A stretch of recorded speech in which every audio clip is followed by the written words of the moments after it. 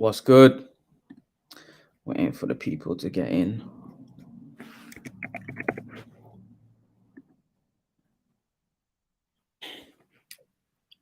What's good? What's good? What's good? Leave your comments in the comment section, guys, and we'll get answering your questions. What's good? What is good in the hood? What is good, my people? What is good? What is good?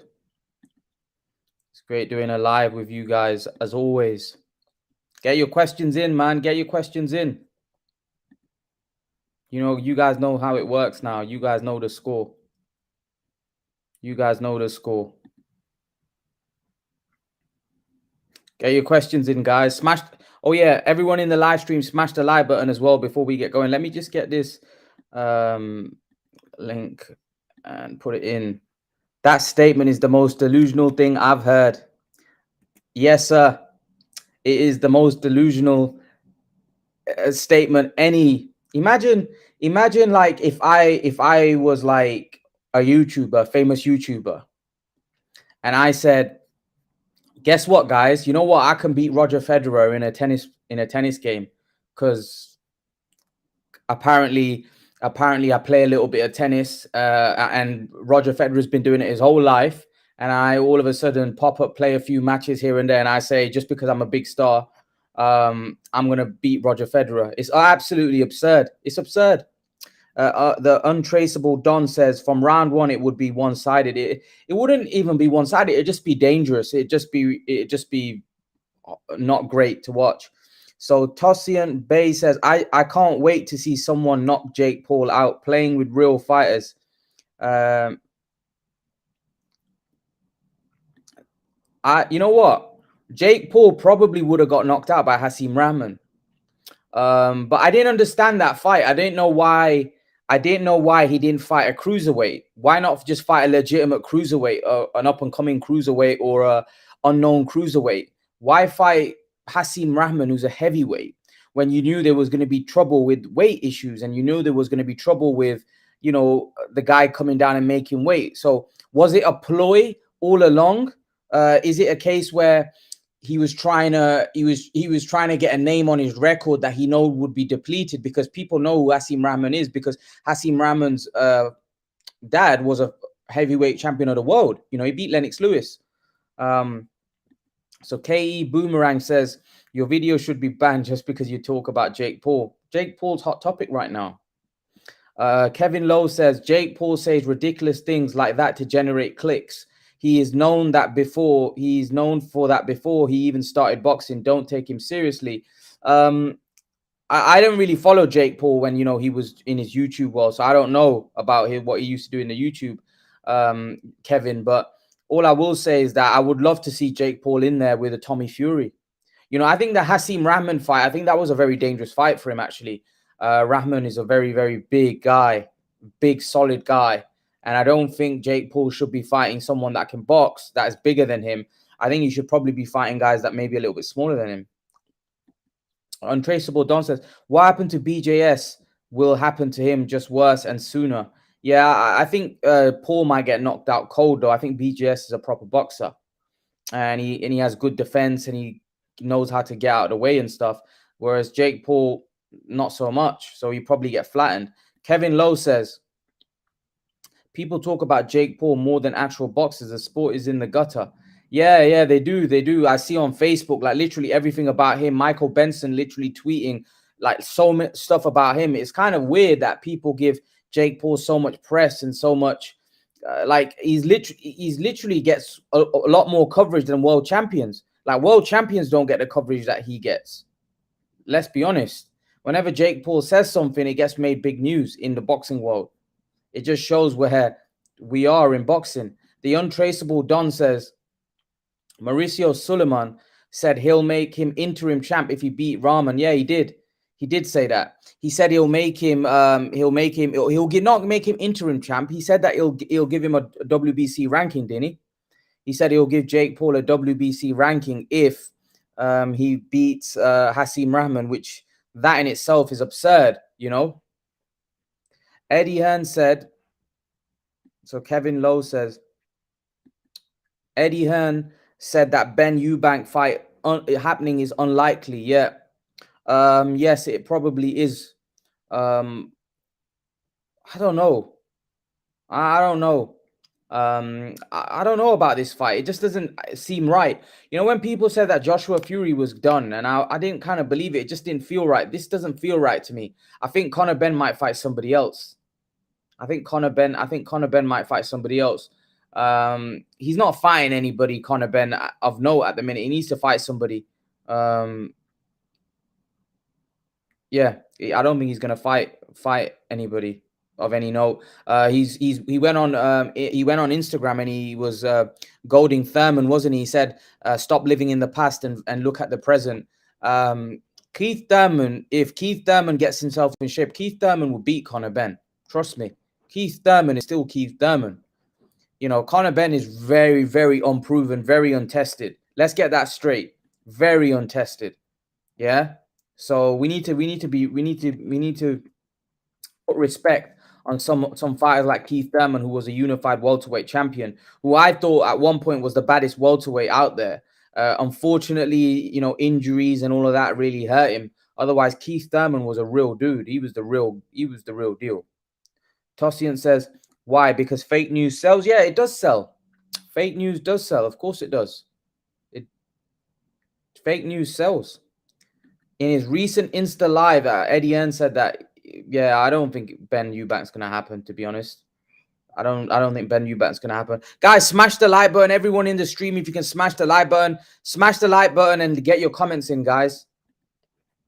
Hey, so they says they are going to drag Robert Guerrero, Josecito Lopez out of retirement, maybe even Victor Ortiz for Ben. Wow.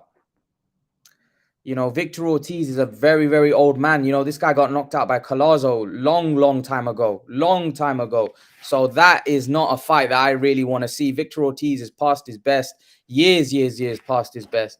You know, that is a terrible fight if they do that. That's embarrassing. Thurman still has that explosive power. He will KO Ben. Yeah, I think Thurman's still very dangerous. Very, very dangerous. Very, very dangerous, in my opinion. So, yeah. Ryan Lamb, my man Ryan Lamb's in the house. Ryan Lamb says Thurman has lost a step. He has lost a step. He's lost that hunger. I feel like it's not even the fact that he's lost that hunger. He's lost that don't duck me, son kind of energy. You know, he doesn't have that same kind of ruthlessness that he once had. You know, Thurman was a bad dude. Thurman was a bad man when he first came onto the scene. He doesn't seem to have that same kind of aura about him anymore. Space Predator, what's going on? I hope you're well. Ben v. Virgil. Yeah, they're not going to take risky fights like that. They're not going to take risky fights like that. They want easy fights. They want easy, you know. That's the way they've been. That's the way he's been, you know, being matched at the minute. He's been having easy fights. Easy fights. Yeah. He's not being tested at all, really. So yeah, we need to see him tested, really. Let's be brutally honest. We need to see him tested in a real fight, where he's being tested. At the minute, they're not really. Let's be honest, he's not really being tested by anyone. After he got married, he got soft. He even said it himself. Yeah, he did. You know what? I think he got loved up a little bit too much, where he forgot about his boxing. You know, Keith Thurman, I don't know. You're right. After he got married, he just wasn't the same, man. He wasn't the same guy. He wasn't the same dude. I don't know what's up with him. And he's got a kid now. I think he's got a kid now as well. I'm not sure. I think he might have a kid now as well. So maybe his priorities are different. He made his money and he's just not the same. He hasn't got that same desire, maybe. You know, he's lost that hunger. But, you know, I thought Keith Thurman could have been a really, really top welterweight. I thought he had all the goods. Unfortunately, I don't know, just didn't work out. Yeah, he does have a kid. Yeah. Guys, everyone in the stream, smash the like button, guys. Smash the like button and get your questions in. The more questions you get in, the better the live. If you want to jump on, you more than welcome to jump on. If you want to jump on, jump on. You know, that's why I'm left the stream there. If you want to jump on, you're more than welcome to jump on. Yeah. So yeah, man, get your questions in, guys. Get those questions in. I'm waiting for those questions coming in. Jake Paul saying that he's gonna beat Canelo. How delusional statement is that? Jake Paul saying he's gonna beat Canelo. That's a bit like a YouTuber, a famous YouTuber saying they're gonna beat Roger Federer. He tasted that Himalayan air. Who did? Who tasted that Himalayan air? Oh, you mean Thurman or Jake? See the Sky Show on Saturday? Yeah, I did. I saw the Chamberlain and Billum Smith fight. It was a good fight. Very good fight. It was a proper war, that one. I enjoyed it. I really, really enjoyed it. Makai, what's going on, Makai? Makai? Makai, you there? Hello? Hello, what's going on, Makai? Long time. Yeah, long time, man. How long has it been? It's been a pretty long time, to be honest. I did a live on Friday, and there was a couple of people that came on, actually. Yeah, I did. I thought you might have missed it, but yeah, man, it's been a while, man. I ain't heard you speak for a while. You know, you speak those facts, Makai, man. We got a lot to talk about. We got a lot to talk about. But yeah, Jake Paul, man, what are you making of this Haseem Rahman, him saying he's beating Canelo? What have you made of this whole saga? You know, I try not to get involved too much with Jake Paul because I find him so in, and he's just doing this for publicity. I don't really think he actually believes all these things. I mean, he will could, but I think he's just doing it to get more clout and all that. He's been talking about fighters recently. Yeah. Just like seeing it all on the media. Canelo, even talking about Benavidez. Yeah. He's had this obsession with Canelo, though, hasn't he? Like, he always brings it up that I know I can beat Canelo. I know I can beat him. I know I got the size. I know I got the strength. I know I got the physicality to trouble him. Do you think it's a case where he's just talking rubbish, or is it a case where he actually, in his head, in his heart, he actually believes, you know, I can beat this guy? You see, because it sounds you see, I can't actually tell you because like when he says it, it sounds like he actually believes it. But then again, he could just just be trying to get into the public and stuff, trying to get publicity and stuff. Because Canelo, he's probably the biggest name in boxing right now. Yeah. And when he started talking about Canelo was the number one guy. It would be massive though, wouldn't it, from a financial standpoint? It would be if it actually if we actually feel something or something, it actually would be huge. But it's just like funny to think of. Yeah, I wouldn't, to be honest. I wouldn't mind, like, if Jake can actually fight a little bit, in years to come, he improves a little bit and he proves his worth against. Because let's be honest, he ain't fought no one. He ain't fought no one of any note, right? And I don't know what you thought about this Rahman fight. I thought this was a dangerous fight for him. Yeah, I thought it was going to be very dangerous, but it's not happening now, is it? It's no. Some weight thing. Apparently, what did you make of that? Like, the guy Haseem Rahman's a heavyweight boxer, and they agreed to make 205 pounds or something. And Haseem Rahman said he can't make the weight. He can't, he's a heavyweight. He can't make it. So I don't know. They had to pull the plug because he can't make the weight. But why is Jake fighting a heavyweight? Why don't Jake fight a cruiserweight? If that's the weight that he wants to fight at, why don't he fight an up and coming cruiserweight? Yeah, I mean, I think so. He tried getting Haseem Rahman to come down to his weight, basically, by making him lose like how many pounds? Like 25 pounds. Yeah. In 3 weeks. Well, that could have been Jake's plan. So he wanted to make Haseem Rahman very weak in the ring and stuff. Yeah. Rehydrated and stuff. He wouldn't be himself. Maybe. I didn't really think the fight was actually going to happen. Then it got announced. I was like, oh, okay, well, fair enough. But I don't know, man. It's very weird. I don't know how Jake Paul can go to fight UFC fighters to a professional boxer who's a heavyweight, who's had 100 something amateur fights. He's actually like he's actually professional too. Like he's always in the gym and stuff. That Haseem Rahman, it just didn't really sound believable. Yeah, I agree. What about the Tommy Fury fight? Obviously, that fell through. I don't know what happened with that sort of crap. With the Tommy Fury wasn't allowed to fly out to America.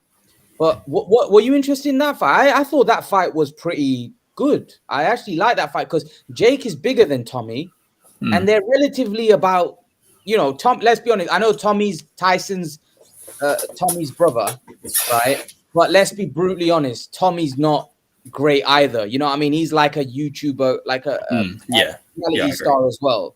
So do you think that would have been a good fight?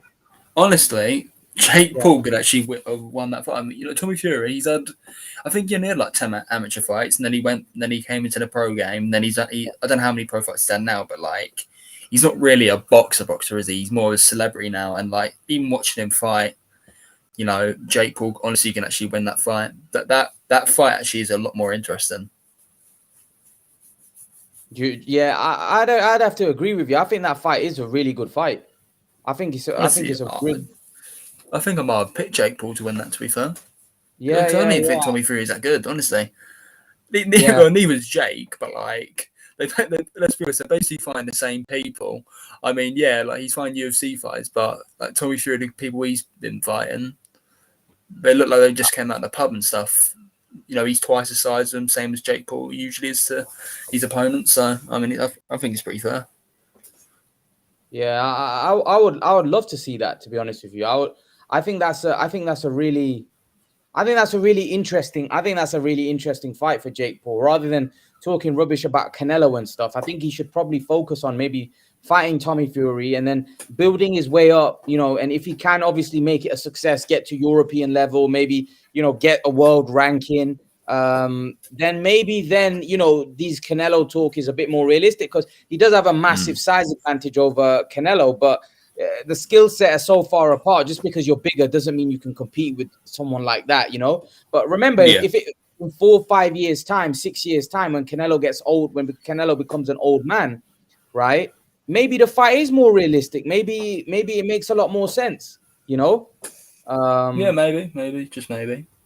But I still, like I said, I can't see Canelo losing to a YouTuber. I can see Canelo absolutely flattening and maybe hurting him as well. It could be dangerous. And the sport, he hurt him badly. Yeah, sport could be looked into that. You're putting in a non at this point. Maybe if Jake becomes a professional boxer and actually becomes good, then you can't really say that because he's a professional boxer. But yeah, I don't really mind Jake Paul as long as he starts fighting some decent names. I don't have a problem with him. I do think, I do agree with you in the sense that maybe he's talking a bit of, I don't agree with some of the stuff that he says. But yeah, let's come on to the real boxing stuff talk now. The real boxing. I'm pretty sure you've been keeping up to date with this Demetrius Andrade and Janabek stuff. What's your take on it? Jamal Charlo and all those guys. What's your take on what's happening there? Well, with Andrade Janabek, that's only been ordered. Nothing else has really happened, has it? Or is it like, Andrade, he doesn't want to fight Janabek, does he? He wants to fight Chris Eubank. He's calling out other guys, but he doesn't want to fight Janabek. I tell you what, Imran, no surprise. I'm not surprised at all. I said he was never going to fight him. He's never going to fight Janabek. Yeah, I think he has no choice, though, eh? He literally has no choice. And what I'm liking about it now is the people who follow boxing that now decide to understand why Andrade hasn't been able to get these big fights because he just ruins it for himself. But do you look at it, the Janabek fight, right? Andrade's looking at it. That's not apparently financially the fight doesn't make sense for him. So apparently he's only going to get 300 grand or something. 300 grand to fight Janabek, which is that for that kind of fight, that's a very high risk fight for a low reward. So what do you what do you think Janabek does? Do you think he has no choice to fight Janabek, or do you think he can go down another route? Could they get a Jamal Charlo fight on? Because it doesn't seem like any fight really works out for Andrade, to be honest.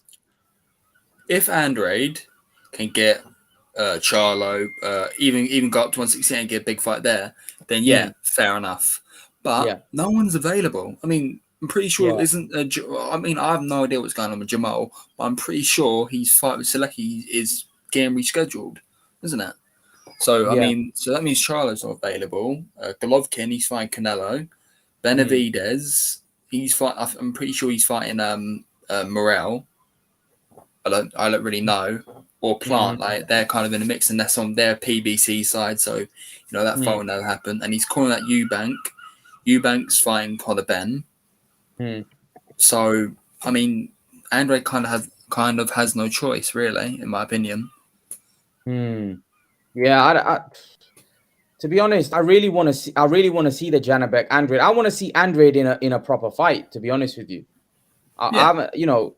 we all want to see him in a proper fight effectively, because he's not been in a proper fight. Let's be brutally honest. He's been fighting a lot of nobodies, and that's the issue. And he's made good money now. It's made good money, so maybe it's just a case where he sacrifices and shows the world if he's really that good, he'll beat Janabek, right? Oh yeah, he'll walk through him. Right? Yeah, exactly.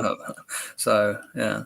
So if he's that good, he should be able to beat Janabek. So I don't see what the issue is in making that fight. Or I think he should fight him. I think he should fight Janabek, because a lot of fans are questioning his credibility really as a fighter. They don't think he's fought anybody.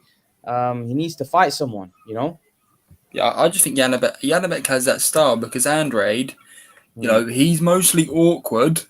He mostly can't get hit at times because he's a southpaw. Most southpaws, they're very, they're very awkward. And Andrade, he's got the fast twitch muscles with the southpaw start, so it makes him like very awkward and stuff. But Janabek's also a southpaw as well, so so Andrade's style won't be able to work. He won't be as effective. So it just won't really work out. Southpaw, because I've seen him, he puts his punches together and he hits hard. Yeah, exactly. So it's a very dangerous fight for him. So I think Andrade is try and fight anyone else until, I mean, who is there? I'm trying to think who actually else is there that he can fight. There's literally no one. There's only, like, to be honest, if they can get the Charlo fight done, that's the only fight, because Charlo ain't got a fight. I don't know what he's doing. That's the only fight really that makes sense, the Charlo fight. And that's a unification fight. So maybe that might trump the mandatory. No, I think it would, yeah. What fight would you rather see? Janabek, Andrade, or Andrade Charlo?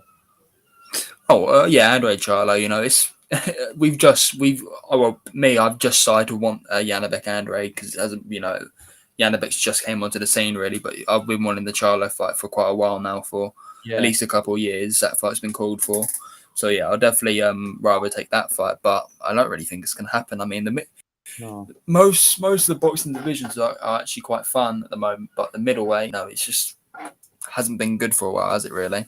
No, and you know what the worst thing is?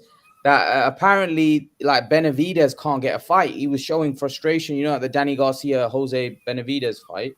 He was saying that I can't get a fight. These guys don't want to fight, man. I'm trying to get these fights on, but these guys just don't want to fight. I didn't know. He said, I'm kind of frustrated because I can't get these guys in the ring with me, Might have to move up then to 125, where you fight people his size. Yeah, and then we'll see how good Benavidez really is then. That would be him against Beterbiev. That would be some fight. Yeah, I like that fight. And I'm pretty sure he actually, when he lost the belt on the scale, he could have actually, the WBC gave an option saying, if you move up, you'll be mandatory to Beterbiev, but Benavidez turned it down and stayed at 168. So he could have actually fought Beterbiev like long time ago. Yeah. I like that fight. I do like that fight. I think the 175-pound division is really hottening up. What do you make of Ramirez and Bivol? How do you see that one playing out? Yeah, I like that fight. I think Bivol will win. He's a better boxer. I think his style just plays very well when he's fighting a guy like Ramirez, Gilbert Ramirez. Ramirez is a southpaw, so he'll give Bivol trouble because of that. Because Bivol doesn't really fight southpaws. But other than that, really, I mean, Ramirez, he has the power and stuff, but he's quite slow and stuff. I don't really think he'll get to Bivol. Bivol's very fundamentally good. He knows how to use his feet and stuff. Knows how to use his range. I think Bivol will be fine. I think Bivol will probably win by points. Unanimous decision. Yeah. Yeah, I'd have to agree. I think Bivol is just the better boxer. I think Ramirez is a bit robotic. Yeah, pretty robotic, to be honest. His defense ain't that great. I can't really see him beating. I just can't see it. I think he's too robotic for someone like Bivol. I think Bivol's just too good. I think he's technically too sound and too good for Ramirez, to be honest. So Scratch Your Cheek says PBC are saving Charlo for Canelo, so I don't expect him to see him in any tough fights for now. Do you agree with that? You know what? Probably. I mean, what exactly have they been doing for him for these years now? He's just been fighting nobody's really for years. Yeah, I'd agree. Yeah, he's been fighting poor level opposition. I'd agree. I think. Yeah, I want to see Charlo. Honestly, I want to see Charlo in with Benavidez or Andrade now. I think enough's enough. We need to see these guys in tough fights, in proper fights now. It's getting quite irritating and quite boring seeing these guys. Like Charlo was gonna fight Selecki, man. That got cancelled. Yeah, it's a horrible fight. Terrible fight. What a terrible fight that is. And how on earth can Charlo wake up for that fight as well? Yeah, I don't understand. I don't understand why these guys can't get any credible fights, to be honest. It's like embarrassing at this point. I feel that they were obviously the younger brother, Jamel. Yeah. I thought they were protecting Jamel at first, and then when he lost the O. Obviously, that whole, the undefeated thing went out the window. And then ever since, he's undisputed. He's fighting Tim Tszyu. That's a dangerous fight. Stuff like that. He's just been, taking dangerous fights after dangerous fights. But Jamal, he's still got that O. So I think that's why it could just be that. Yeah, I just want to see those Charlos in good fights now. I just want to see them. Especially Jamal. Jamel is fighting the best guys. Jamel is fighting Tim Tszyu now as well. So fair play to him. He's fighting everybody. But really, when you think about it, Jamal's career is kind of going in the same direction as Andrade at this point, Yeah, absolutely. They're literally, they're different fighters. Obviously, the style and stuff, but then again, they're the same. And then again, they're the same. Like with what's going on with their careers, can't really get big fights, wasting their careers and stuff. They're losing fans. A lot of people are starting to just see what Andrade's actually doing and what Charlo's doing. A lot of people are just starting to see it now. That's why I've really stopped bothering with the middleweight division. It's a bit of a terrible division now. They're not fighting each other. Yeah, it's terrible. It's boring. It's getting boring, to be honest. It's getting to a point where it's kind of like they're all waiting for a Canelo payday. They're all kind of waiting for that, that jackpot. They're all waiting for that jackpot. Miguel, how are you, brother? Miguel? I think you've got your mic muted. Unmute your mic. Miguel? No, Miguel's not. He's not. Can't hear him. Haven't you noticed with ever since Canelo lost to Bivol, you haven't really seen anything about him. I mean, I never really hear of him anymore. Who? Canelo. Canelo. Ever since he lost to Bivol, I never really hear of him. I never hear of him at all. Do you? Well, I haven't. There are interviews. There are interviews after the Bivol fight. I want to get Miguel's take because Miguel hasn't really I haven't spoke to Miguel since Canelo lost to Bivol. I want to know, and I know Miguel's a big Canelo fan. Oh, he's off again. EK, what's good, my man? EK, unmute your mic, EK. Why aren't these guys able to talk? Unmute your mic.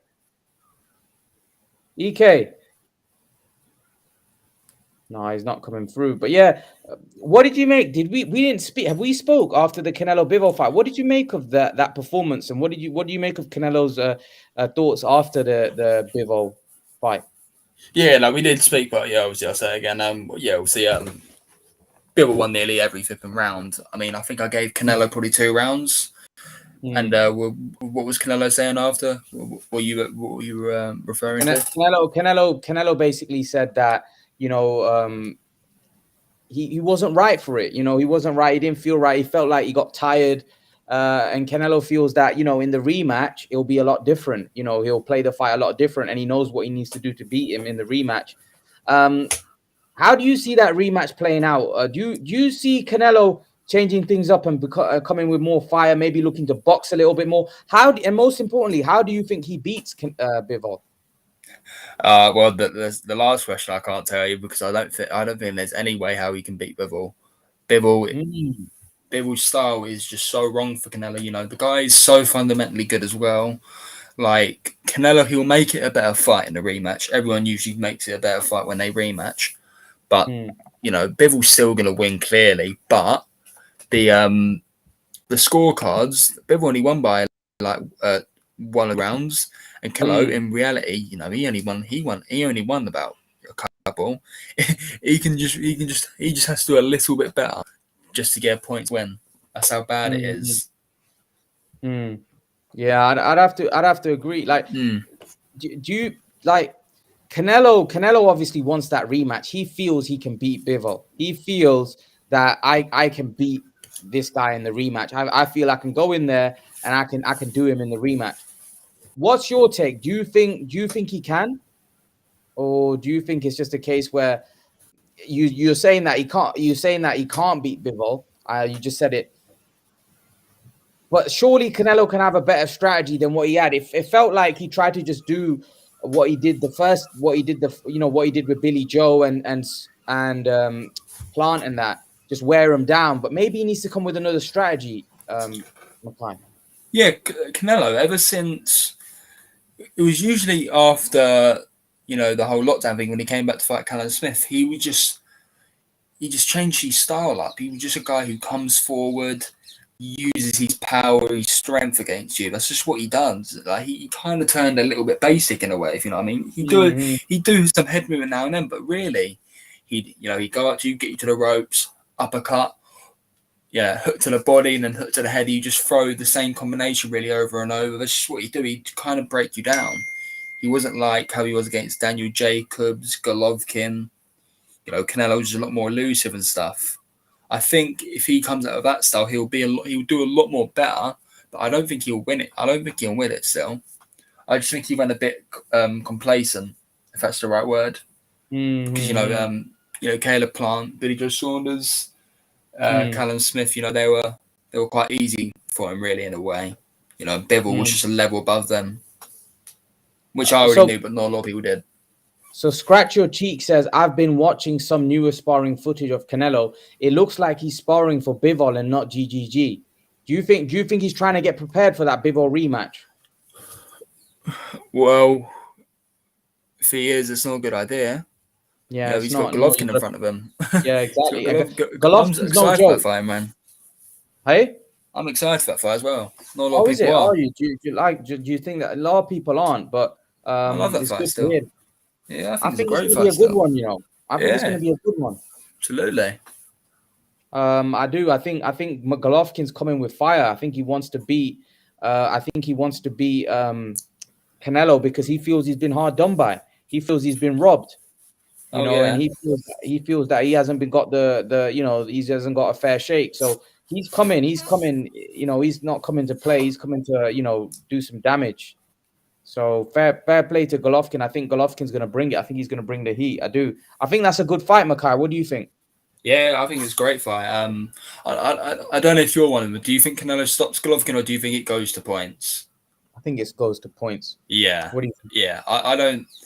You know, I mean, Canelo. It took him 11 rounds to stop Plant. He couldn't stop Callum Smith. I definitely don't think he's gonna, you know, stop Golovkin, the guy who, well, who's better skilled than all the other guys and has one of the best chins in boxing. Like Oh, the guy hasn't even went down. He never even in the amateurs. He's had like God knows how many fights. He's never even touched the canvas once. That's yeah, insane. He's never been rocked either. Like, that's what's insane about it. yeah. I can't see Canelo stopping him. I think Yeah. Golovkin has got a granite chin. It said RJ World Sports, Richard's in the house. Richard says, will be interesting how Canelo performs the GGG, moving back down. All this moving up and down weights takes a toll on your body. Nobody is at their physical peak forever. Looking forward to how he responds. What do you think about Richard's comment there? That's a great comment because we all know what happened to Roy Jones. Yeah. Yeah. At first, I didn't think too much of it. I was like, Canelo's a big guy anyway. He just has to cut less for 175, and then he just has to cut more to 168. But he in those periods of times, because he's just fought Bivol really, then he's going straight to Golovkin again to cut. Yeah, that definitely plays an effect on your body. At first, I wasn't really thinking too much, but yeah, it definitely will play an effect on him. Because it's not healthy. You moving your weight up and down all the time. He has a couple months off and then he goes back to training. He has to diet and stuff. You can't keep on doing it over and over. If you get what I mean, it affects your heart and stuff as well. It's actually very dangerous. But Canelo doesn't do it like badly like other boxers do. But yeah. But Canelo's also, here's the thing, Makai. Canelo's also fighting at weight classes which are a lot big. So it's not like he's having, like Roy Jones was a very big man as well. Like when he went to heavyweight and he cutting down, Canelo's not that big. Like physically, he probably like from going from 175 to 168 to, it's not that much for him. Do you know what I mean? It's not a huge jump. Whereas because his body, I actually think he could probably make 160 if he really put himself. I don't think he's going to ever go back down to 160, but I actually think he could make 160, Makai. I think his body frame is not that big. He's 5'8". Yeah, so absolutely. I think he could make. I don't think him going from 175. I don't think it's going to be like Roy Jones because Roy was actually a massive guy. Roy actually started his career at 154, so he was much bigger than Canelo, and he was taller than Canelo, and he was naturally a bigger man. So I actually think personally, I think. Although Canelo is quite a thick set, Canelo's quite a big, like he's built like a house, really, like just big, thick, a unit. You know what I mean? But yeah, I don't think he's that big though. I think these weights won't have that much impact on him. But again, I do agree with Richard. I want to see how he responds to, because he's continuing to go from one weight to another. The GG fight will be a good measuring stick to see how he responds. I think Richard's made a great point, a great question there. Also, let's talk about him fighting Benavidez, Charlo. We'll also get to see, okay, if those guys, like right now, we don't give them much of a shot against Canelo. Maybe we should. And if he performs a bit badly or he doesn't perform that great, we're actually thinking, can Charlo beat him? Can Benavidez beat him? So what do you make? Do you want to see Canelo in there with like Benavidez and those guys? How do you see those fights? I don't know. God, I've lost for words there. I'd like to see Canelo, fight those guys. My brain just went. But I don't really want to see the Bivol rematch. Right. Okay. I don't want to see the Bivol rematch. I like the Golovkin fight. I like the Charlo fight. I like the Benavidez fight. Yeah. I like Canelo to fight those guys, but it's just I just need to know what mindset Canelo's actually in for Golovkin. Is he overlooking him? He's obviously like, Canelo's kind of gotten better. Golovkin obviously he hasn't gone better, Golovkin, but he's still good. He's like Golovkin. I'm pretty sure he's like 40 now. Yeah, Canelo's in his prime. Yeah. So I hope he is taking Golovkin serious. He should. You'd like to think someone of You'd like to think, Canelo's, yeah. You'd like to think someone of Canelo's level in terms of what he's been fighting at, and somebody that is. I don't think he should be overlooking anybody, especially Golovkin. Golovkin's a great fighter in his own right, and let's not forget the first 2 fights he gave Canelo fits. Yeah, he gave Canelo fits in both those fights. They were razor thin fights, and most people thought Canelo lost the first one, and the second one, a lot of people thought Canelo lost that one as well. Which I don't quite understand. A lot of people thought Canelo lost both of them. How did you see those 2 fights? He definitely lost the first one. I think the second fight was a draw, or maybe Golovkin by a round. Because Canelo gave Golovkin his hardest. The first ever 5 rounds was like the hardest fight of his life. Yeah, for Golovkin, Canelo was landing all sorts of punches on him. He's making Golovkin miss, and then after that, really, Golovkin started taking over. With the jab combinations and stuff. The volume of punches and stuff started getting to him. Yeah. To be fair, I'm really looking forward to this trilogy. I know a lot of people think Golovkin's washed and past it. I don't think like. I actually think it could be a dangerous fight because I don't know where Canelo, like you said, his mindset is at. If he's overlooking Golovkin, he might get beat. And remember now that invincibility, that mentality of Canelo is not there because he's just been beat. Canelo, so he's probably going to be very focused. Yeah. And also, Makai, Canelo was saying things like, I'm going to beat Usyk. I know I can beat Usyk. Canelo was on a different planet. He was thinking that he's unbeatable. Yeah. Now he's been beat. That invincibility, like you lose confidence. You lose that invincibility factor that he had. So now he knows, actually, I just got beat. So there's no way I could beat Usyk because Usyk was very skilled. And he's let's be honest, Usyk's probably better than Bivol. Yeah, skill wise, yeah. And he's bigger than Bivol. So imagine what Usyk would do. Usyk probably would stop Canelo. He probably would stop him. Oh, absolutely. Yeah. So absolutely, yeah. But remember, Makai, we were having discussions. We were having live streams about this. That's saying that Canelo could fight Usyk. Remember?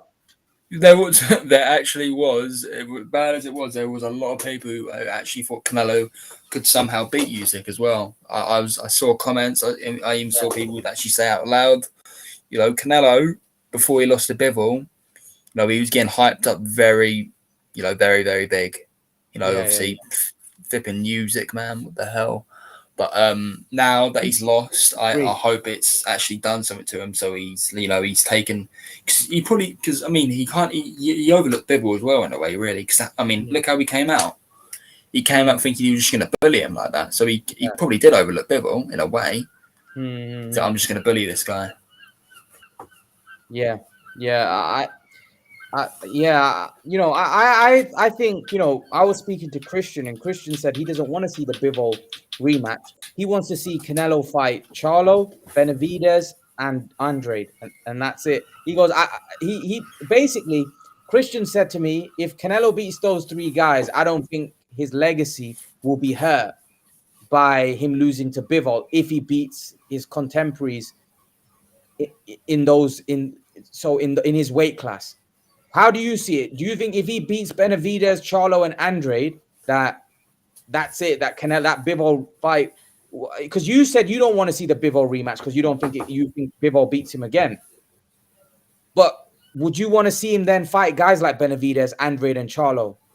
Yeah, I would look. Well, Andrade, I don't really care about Andrade, but those fights, I'd like to see Canelo take those fights. But Christian talk about legacy. We need to see what Benavidez, Charlo, and Andrade will do in their careers after they beat or lose to Canelo. Because if they've done nothing after the Canelo fight, that's just going to be a name on the record in years to come. Guys like Plant, Cannon Smith, and Saunders, they're not known either. But they had a belt, and that's how Canelo became undisputed. So that's why they will be, in the books with Canelo in a way, because obviously, he had to beat them to become undisputed. But if he beats Charlo, he won't actually get anything from it. He won't get the the belt because Charlo's at middleweight. Benavidez, he hasn't actually got nothing either. And neither is Andrade. So they could just be a name on the record, really. We don't even know what they're going to do in their careers. Yeah, that's you've got a point there. We don't know. Well, when you say Andrade's career is coming to an end. His career's basically to an end. So he's just going to be a name, really. Yeah. But it's a name that a lot of people think will beat Canelo. That's the thing. So the thing is that I remember Paulie Malignaggi saying that I always picked Demetrius Andrade against Canelo. I thought Demetrius Andrade would beat Canelo. There was a lot of guys, even Max Kellerman said that Demetrius Andrade would cause Canelo. So it's a name that if Canelo beats, people will say, yeah, that was nonsense. Andrade was never going to beat Canelo.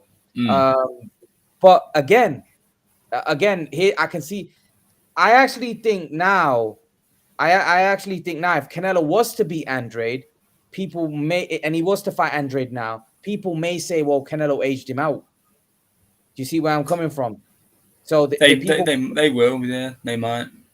Because Andrade hasn't really looked that impressive lately, and he's getting old, and he also is getting injured as well. So I can see that. Whereas I think the Charlo and Ben, like, he can't age out Benavidez. Benavidez is 25, so Benavidez is only going to get better. Yeah, you'd like to think he's only going to get better. Charlo, I think Charlo's about probably similar age as Canelo. So again, that's a fight. It's Andrade's the one that's getting on. He's getting old, and he's also starting to get injured as well. And again, we don't know what's going to happen. Andrade might lose to Janabek, and that might be the end of him. So it's really interesting to see how this all plays out, man. I think the next couple of months is going to be very interesting. We've got Canelo Golovkin. We've got Charlo doing nothing at the minute. We got Andrade in a position where he's backed up in a corner with Janabek. We want to see how that plays out. So it's quite interesting at the minute, Makai. The middleweight division is going to get exciting soon because of Janabek. Because obviously, if Andrade don't fight, Janabek will get put as full champ. Then in the WBO ranking, I'm pretty sure Munguia's next. Chris Eubank, but like, he's a big name. Janabek's got big fights ahead of them. So those will be fights to get excited for. Charlo, I don't really know what's going on with Charlo, but Golovkin, if he beats or loses, he has to fight Lara. Yeah. I don't understand that. I don't understand that. Like, because Lara's got a regular belt. He's got 2 belts at middleweight. So let's say he loses to Canelo in a close fight, and Golovkin says, "I want to fight on." Right? Yeah. There's Charlo with a belt, and there's Andrade with a belt. So obviously Andrade and Janabek are probably going to have to fight unless Charlo and Andrade get it on. Would you like to see Golovkin come back down and try to clean up? Now, if Andrade vacates, then Janabek has already said that he's not going to fight Golovkin. So that muddies the water there. So Janabek has already said, I'm not going to fight Golovkin. So how do you think that's going to play out? Because I want to see Golovkin go back down and see if he can actually clean up at middleweight, because I actually think Golovkin probably could still do that. From what I've seen of Golovkin, I still think he's capable of beating Janabek, Charlo, and Andrade. Some people think not, but I'd like to see it. What do you think? I'd love to say that, but I don't think. I think if Golovkin loses, win or lose, I think he retires, which is going to be sad to see, because obviously Golovkin's been such Golovkin, he's kind of an icon for the sport, really, in a way. You don't think Golovkin goes on? No, I think he retires, win or lose. He's had all the money he's wanted. So I'm not going to say the legacy he wanted, because he didn't get the decision against Canelo. He didn't get all the belts and stuff. He's had a great career. He's got a lot of money. I think he will retire. I don't think he doesn't need to fight on after Canelo fight, really. But the point is, Makai, that he's always wanted all the straps. He's always wanted all the belts. He's always wanted to be undisputed. Remember when Canelo was fighting him, he was saying that he wanted all the belts. So personally, I think he might still be interested in that. might be interested in maybe looking for all the belts. Maybe, but like we don't know how much Canelo's going to take out of him. You know, he's already 40. He's already not at his best, and so then right. So let's just say he beats, well, win or lose, yeah. He's definitely going to get. He's definitely going to get. You know, he's definitely going to have damage in that fight. Canelo's going to give him damage. Yeah, and then he has to go all the way down. He has to cut more weight. You know, he's an old man. It gets a lot harder to cut weight and stuff. He has to fight Charlo, Andrade, or Janabek. They're still tough fights for him. You know, they're all in their prime. Well, Janabek not really, but the guy, you know, the guy's a monster at the moment. Charlo's in his prime. Andrade not so much, but you know, he's still a lot more fresher than Golovkin. So it's a big ask for him to fight all those guys, especially at his age now. Yeah, so that's why I don't think he'll go back down. I think he'll retire, but if he doesn't, I think he'll have a fight at 168. Probably because he's got one more fight left on his DAZN contract after the Canelo. So if he does, stick to that contract, I think he'll probably fight someone on DAZN, like a DAZN fight. So like, who's the DAZN fighter that he can fight at 168?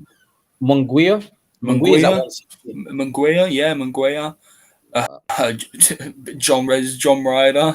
No, Munguia's fighting John Ryder. What do you make of that fight? Oh, is he? Yeah, apparently they're in negotiations, pretty deep negotiations that Jaime Munguia might fight John Ryder. Oh, I didn't know that. To be fair, I think that's a good fight. Yeah, it's a good fight. I kind of did want Munguia. What weight though? Because John Ryder's at 168. Oh, he 168 then. Do you reckon Munguia will move up to 168? Well, he should. I hope he's not making John Ryder come down because that's not good. Yeah, no, that's not good at all. But who wins that fight?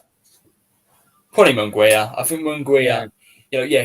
Fair enough. He's at the lower weight, but he's stronger than John Ryder. He's a big guy, Munguia. I think Munguia's power will win in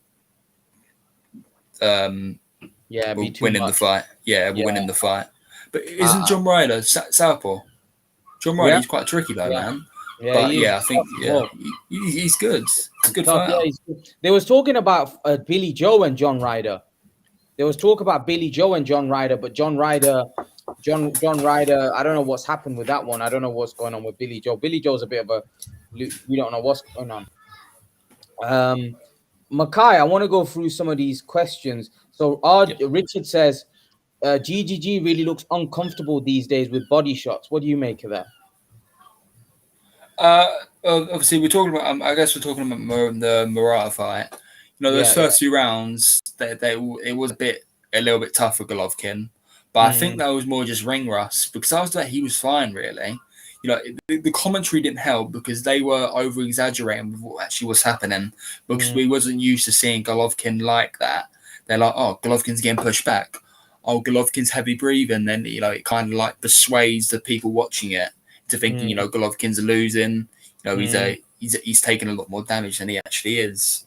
I don't think Canelo Canelo will obviously will have his moments with his body shots and stuff like he always does. But I don't think he's gonna like drop Golovkin, stop him, or like break him down like he's been breaking down all the other fighters like Callum Smith and stuff. Yeah. No. I think Golovkin will be fine in that way. Yeah. Richard then goes on to say, I think Canelo will soften GG up with the body work and then try hurt him mid to late rounds. Do you think Canelo's going to be going down to the body? I think he's going to be, because I don't think he did it as much because I think he was worried about Canelo coming back. What was coming back in the first two fights? Do you think Canelo's going to take more risks and go down to the body where he knows that I can soften this guy up? It's going to be hard for him to do that though because Golovkin, he's got that stiff jab. He's in a pocket. He's had that all the time. That's why Canelo wasn't able to do it because Golovkin's he's good fundamentally as well, and he's not going to go on the ropes and let Canelo unload because he's got he's tough. He's tough. He's not going to just like let Canelo bully him like Plant or that were. So I don't really think the body shots will be really effective. If I'm being honest. I think Golovkin will be fine in that way. Alan Makeda says, how do you think GGG will look at 168? Better. better than he looked last fight, because he's had to cut less weight. I think he's going to be more durable. His stamina will be better. I think he's going to be more powerful. I think it's going to make him better. You think so? You think he's going to look much stronger at 168 than he was at yeah. Imran. I'm about to go.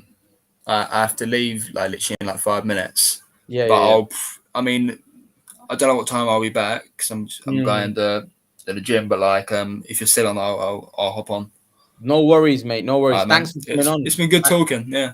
Yeah. Great. You should do a live. You should do a live soon as well, because I'll definitely be back on as well. Yeah. On the next one, I'll probably do one tomorrow or the day after. I'm gonna start doing more lives now. Then.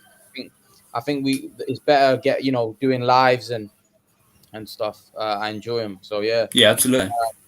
So yeah, let me know. Let me know. I'll probably do a live tomorrow. And we can do it again. No worries. Cheers. Yeah, cheers. I'll probably. Yeah. All right. Cheers, mate. No worries. See ya. Bye. So guys, if anyone wants to jump on, you're more than welcome. I'm leaving the stream. Guys, everyone in the stream, smash the like button, guys. I really appreciate it. Let's go through these questions now, man. So what's going on, Christian? Evening, Davey. I hope you're well. Davey.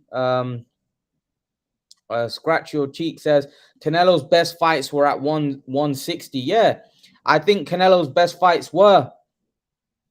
He had Jacobs, Golovkin. Canelo's had some good fights everywhere, to be honest. You could probably say his best run was at 168. Him fighting all those champions back to back. You'd have to give him a lot of credit for that, So yeah, I think Canelo's had a good run at 168 as well.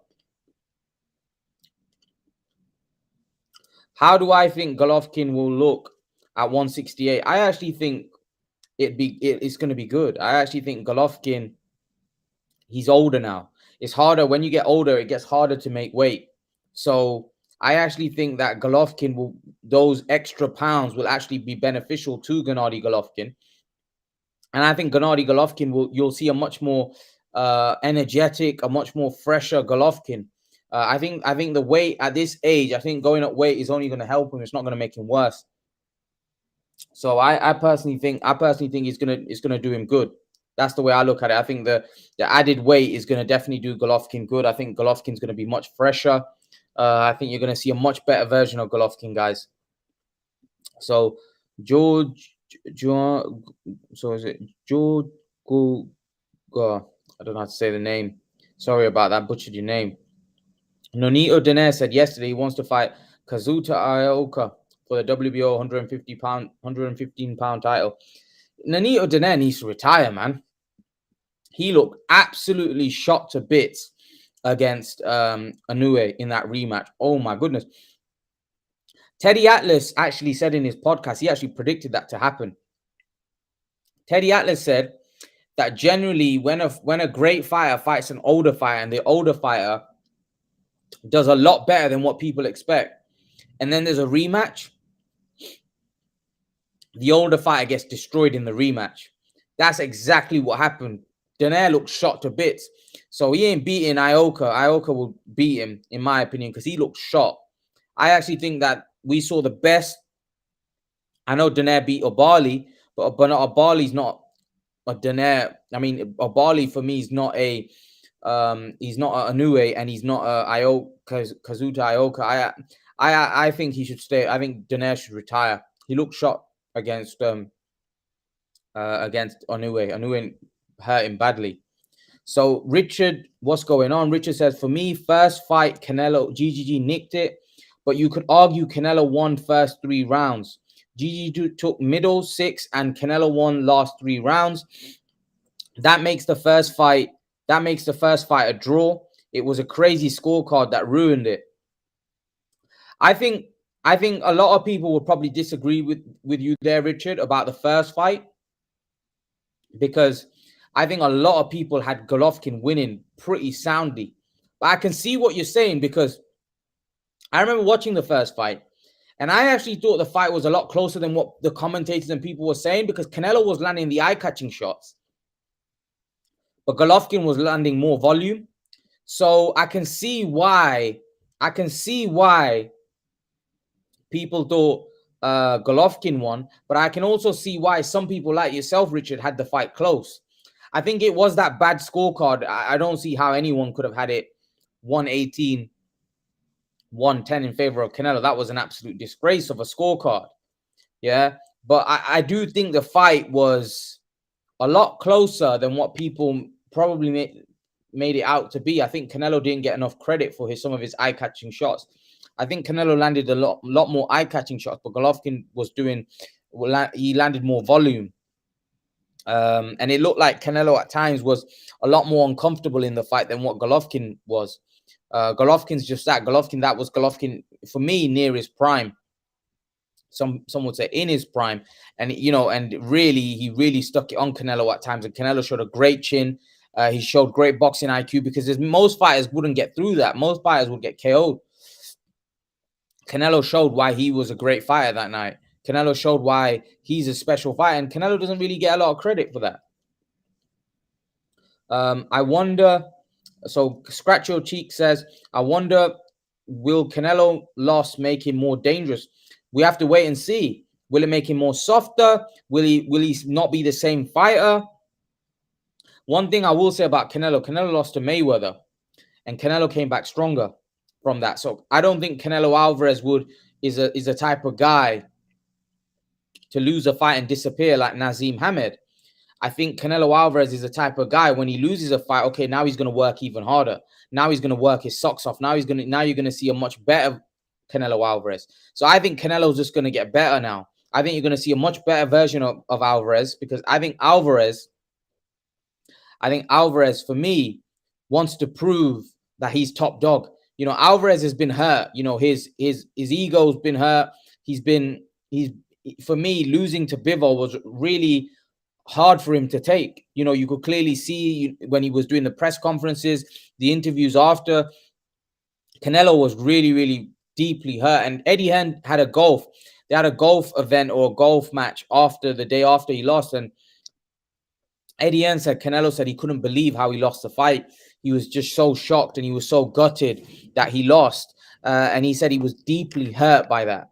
And that's Canelo Alvarez. Canelo Alvarez is a very competitive man. He believes in himself. And when a guy believes in himself, it's very hard. It's very hard to take defeat. Canelo didn't take that defeat very well, which I'm not surprised, because, when you're a fighter and you're a champion, you're a guy like Canelo Alvarez who's operated at the top level. It's not easy to take defeat. It's not easy to just lose a fight. And it's very difficult. It's very, very difficult. And especially when it's a dominant fight champion, a guy that's been beating virtually everybody for about 7-8 years, and then he ends up getting beat. That's very hard for him to take. Very, very hard for him to take. And remember, he's also the face of boxing. So he's also going to get trolled a lot. He's going to have to put up with all of that, which comes with the territory. But I think Canelo, you're going to see a much more hungrier Canelo in the Golovkin fight. And I do think we're going to get a very good Canelo Alvarez. So RJ World Sports says the second fight was close. It really could have gone either way. Yeah, it was close. It was a very close fight. Very, very close fight.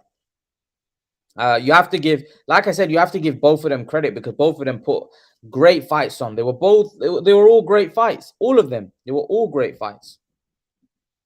So be good to see GGG officially win one fight in their trilogy, but then Canelo rematch GGG or Bivol next. Be good to see GGG officially win one fight in their trilogy.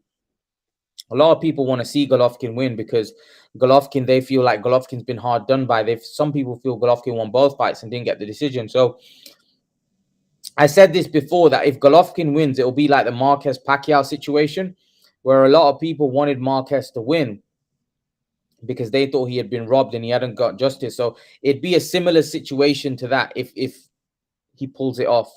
I think it's a much harder situation, though, because I can't see Golovkin beating Canelo on points, and I can't see Golovkin knocking Canelo out. So I think it's going to be tough. I think it's going to be very tough for him to beat Canelo. I'm just being brutally honest. I can't see it. But again, we have to wait and see. I think it may be a great. Let's hope for a great fight, and may the best man win. I think Canelo. I think this Canelo fight will take what's left of GGG. Possibly, we might not see Golovkin back in a ring after this, but hopefully we do. I actually would like to see Golovkin compete at middleweight. I would love to see Golovkin maybe look to become undisputed at middleweight. I think that would be great for him. So yeah, I'd like to see Golovkin carry on, depending on how he looks. Catch weight. So that's the John Ryder and Munguia fight. I might make a video about that actually. I might make a video about Jaime Munguia and John Ryder. I think that's a good fight, So John Love is saying it's actually going to be at a catch weight. What's going on, John? I hope you're well. I like that fight. I do.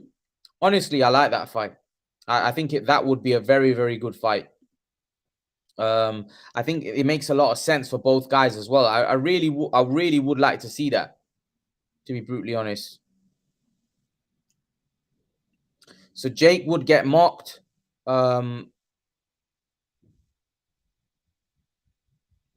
Jake would get mocked. Yeah, he would. I'd have to agree. Join, he would get mocked. Jake would get battered against Canelo. I think we all know that and we all agree. Yo, Imran, did you gain 5 years of life? Why do you look younger? Because I had a haircut and I had a shave. And generally, when you have a shave and you're clean shaven, you generally do look 5 years younger. When you've got a beard, you generally look old. So that's why.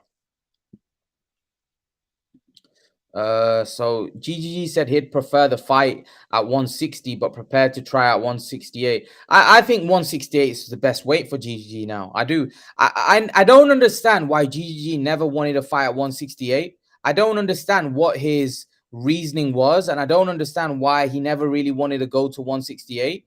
It doesn't make sense to me because I actually think it would have been good for him to fight at 168. I think it would have probably been good for his body as well. So I didn't ever understand why GGG was so reluctant to go up to 168. To be honest, I think it would have been good for him. And there was many opportunities out there. The Andre Ward fight was out there, which I didn't understand why GGG just wasn't interested in. Why wasn't GGG interested in fighting Andre Ward? I didn't understand that. I think GGG, although GGG is a great fighter, and I like GGG, I think GGG is obviously he's a great fighter, no doubt about it. But the point is, I feel like GGG let himself down a little bit, to be honest. I think there was many opportunities at 168, and he didn't take them. I think he was too keen on that Canelo fight and wanted that Canelo payday that he kind of avoided some fights avoided a fight with Andre Ward. I think it's pretty clear he didn't want to fight Andre Ward, in my opinion. And I actually think that would have been a good fight. I think Andre Ward and Golovkin stylistically would have been a great fight. Unfortunately, GGG for some reason just didn't want that fight. I don't know why. Christian says Canelo should have fought them already. Yeah, he probably should have. But I think eventually, I think the public demand and the public will ask for it.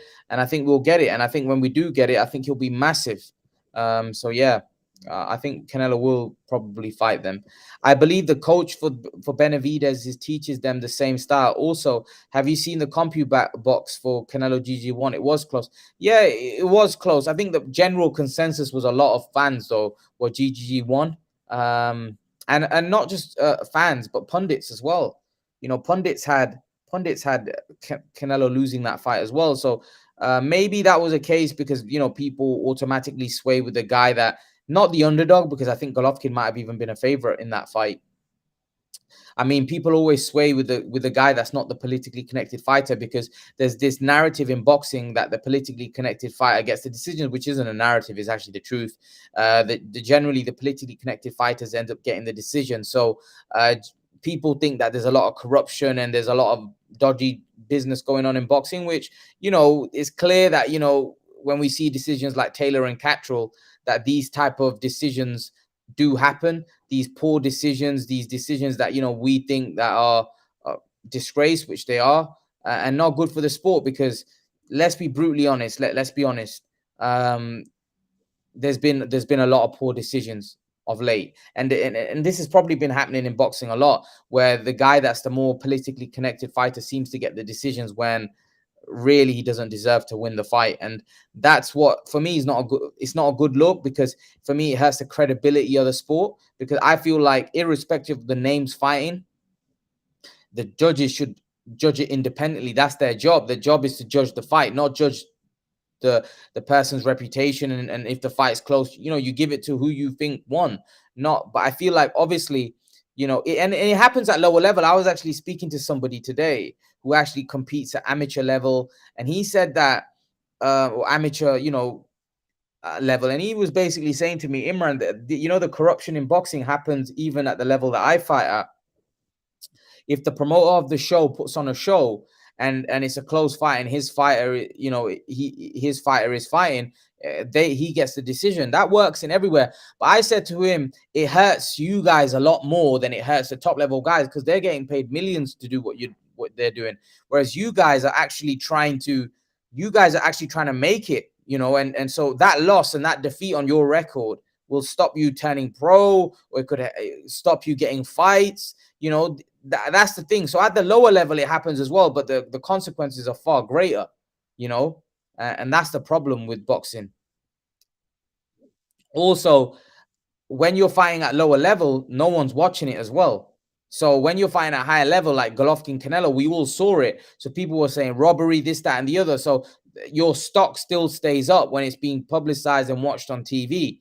When something's on TV, and there's so many eyes watching it, right? Even if you get robbed, you're still going to get opportunities, because people are going to say you got robbed. Like Catrol, for example. Although Catrol did get robbed, and Taylor definitely lost that fight, Catrol's stock has gone up, because now Catrol is a much bigger name. People thought he should have won that fight, and look where it's led Catrol in a great position. Catrol's actually, although of course he'd want to have been undisputed, he's actually in a great position still, because he's a big name now in the division, and he's also a much bigger name because of that controversy. He's also become a bigger star. Obviously, his performance was the reason why he's become bigger, because he performed great in that fight, and that's probably going to get him another payday. So yeah. Canelo was sitting right next to GGG and replied, I came from 154 to fight you 160. Now it's your turn to come up. Fair play. Fair play. Not a problem. And GG obliged.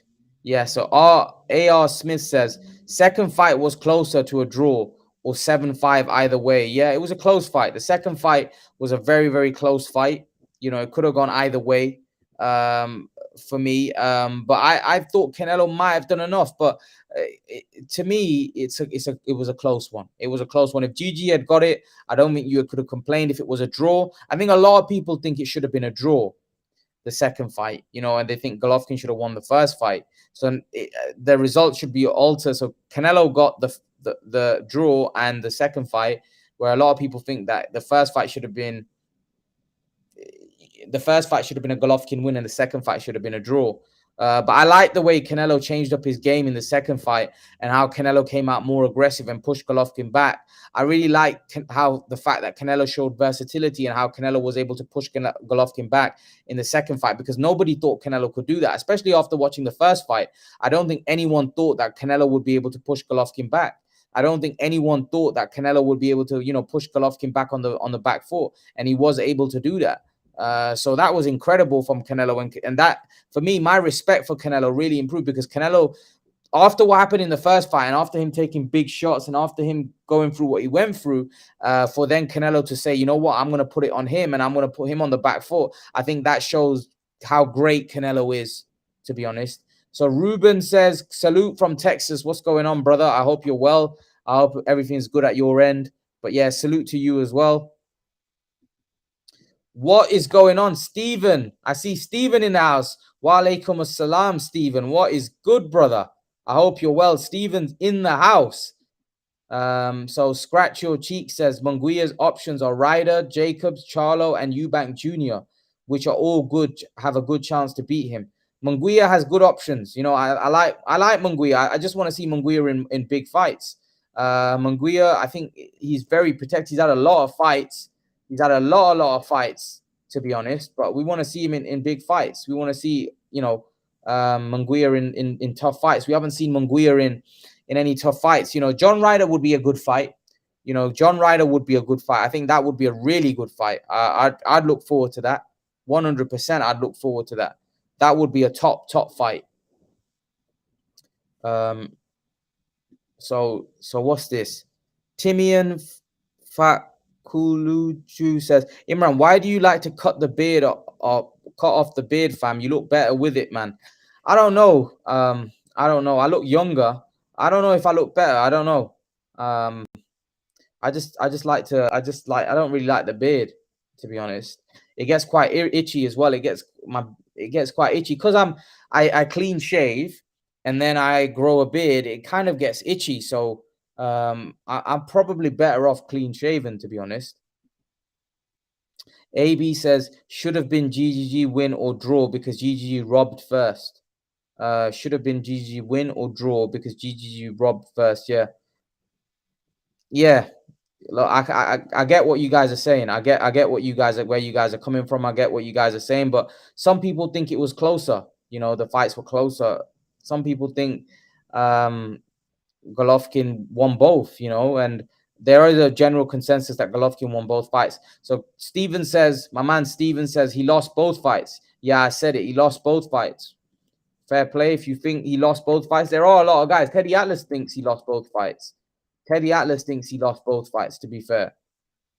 Imran, do you watch soccer, football? Yeah, I do. I do watch soccer and football. Not as much as I watch boxing, but yeah, I do watch it. Jaime is the real deal. Yeah, Steven, if he's the real deal, he needs to start fighting, man. He needs to start fighting top. He needs to start fighting the best. At the minute, he's not fighting the top guys, man. He's got a pretty protected record, and his promoter, Oscar De La Hoya, is not matching him very well. We want to see him against like Charlo. There was an opportunity for Jaime Munguia to fight Charlo, and he completely he didn't fight him. So yeah, I like Munguia. Steven says I like Munguia a lot. I think Munguia is a good fighter. I do. I think Munguia is a really good fighter. I think he's a very dangerous fighter as well for anybody that he gets in the ring with. I think he lacks a bit of boxing skills. Like I think he likes to have a tear up too much. And I think he doesn't have a great defense, which can get himself into trouble. I don't think he has great defensive awareness, but he's definitely a dangerous fighter from an offensive standpoint. I just don't know whether defensively he's good enough. So Scratch Your Cheat says Munguia is all right with me. What do you mean Munguia is all right? Do you think he's an all right fighter? You don't think he's a fighter with any special effects? Jaime's with the business, says Steven. He's with the business. Canelo lost both fights. Kevin says Canelo lost both fights. Another person that thinks Canelo lost both fights. AB says Max thought GGG won both fights. Yeah. Probably. I can't. Like, I'm not gonna sit here and say GGG didn't win both fights because there were fights that you could, like I said, majority of the people and pundits and fans, majority of them thought that GGG won both fights. So who's faster, Pacquiao or Khan? I don't know. I think they were both really quick. I don't know how you measure speed. My eye test would tell me that they're both super fast, and it's hard to really pick. Pacquiao's speed was more devastating because he had power. Khan was probably maybe a slightly quicker hand speed, but maybe he didn't have the power that Pacquiao had, which made Pacquiao more dangerous because Pacquiao had speed and power, whereas Khan kind of had just ridiculous speed. Freddie Roach actually said that Khan was quicker, but Pacquiao had more power behind that speed, and I can believe that. I think Pacquiao had a lot more power behind his punches, which, like I said, made him more devastating, whereas Khan was just all speed. He was just speed, just so quick. Scratch Your Cheek said Jaime and Charlo both agreed, but Oscar wanted his own involved. And well, we know what happened. Yeah, I don't know what happened, to be honest. I didn't really get to the bottom of that situation. I don't know, like PBC offered that fight and it didn't. I don't know what happened, man. I don't know what happened. What's going on? Steven's in the house. What's good? What's good, my man? I'm good. How are you, man? Long time. I know, man. It's been a long time, man. I was on live on Friday. Actually. But Um, you probably missed it, man. I But know, yeah. man. I seen it. I seen it after you went off. I was like, Oh damn. yeah. Mm-hmm. Yeah. But yeah, man, it's good having you on. I ain't spoke to you for ages. I know, man. I know.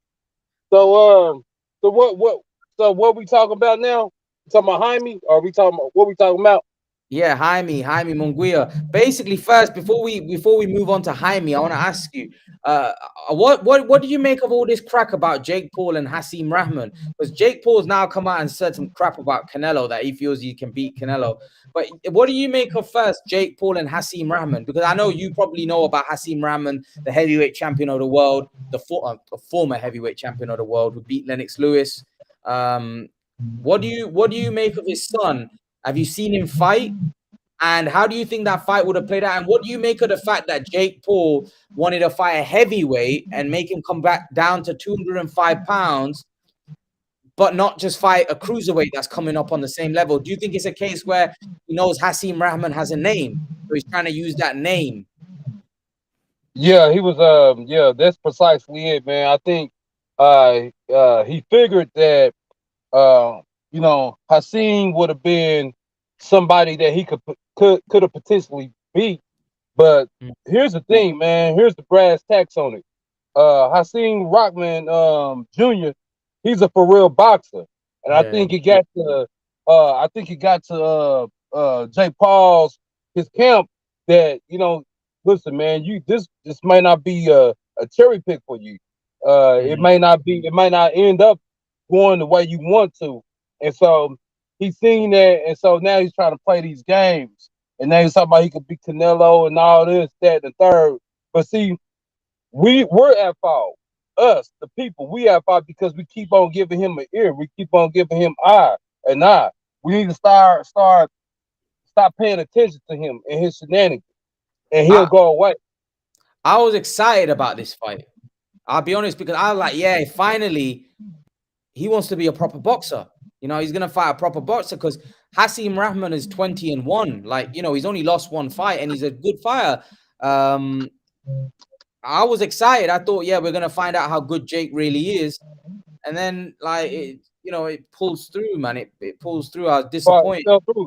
It fell through because he was playing games, jailhouse games the whole time. He was playing games the whole time, man. That's why I never really even paid attention to it. It wasn't some fights just ain't intriguing to me, and that's not even intriguing because he's not a real boxer. He got all these fights up under his belt where he fighting these former athletes and these bums. You know what I'm saying? I seen Rodman. He's a for real boxer. He's a for real boxer, and he's on the come up. So I do feel sorry for Haseem because Haseem he could have catapulted his name and made a little money off of it, but it just didn't go as planned. So, do you think they'll reschedule it? What do you think will happen? Do you think because Jake can't keep fighting nobodies? He has to now fight a boxer. So he's gonna have to fight somebody that with a pulse. He's gonna have to fight a boxer now. So if he wants to carry on, so are they gonna reschedule it? But what I don't understand is Haseem Rahman is a heavyweight. He's a heavyweight. So why did he agree to come down to 205? Because he said I can't make the weight. But if you can't make the weight, why did you agree to it in contract?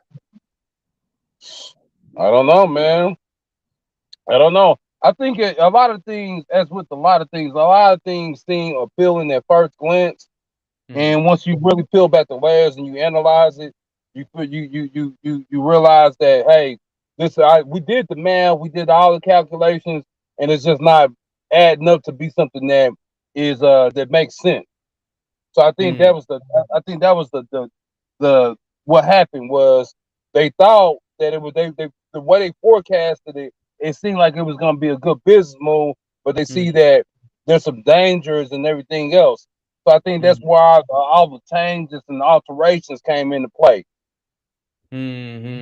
So moving on. Obviously, there's a lot to talk about since last time. Yeah, we've got a lot. We've got a lot to talk about. So there's obviously Demetrius Andrade now. There's Charlo.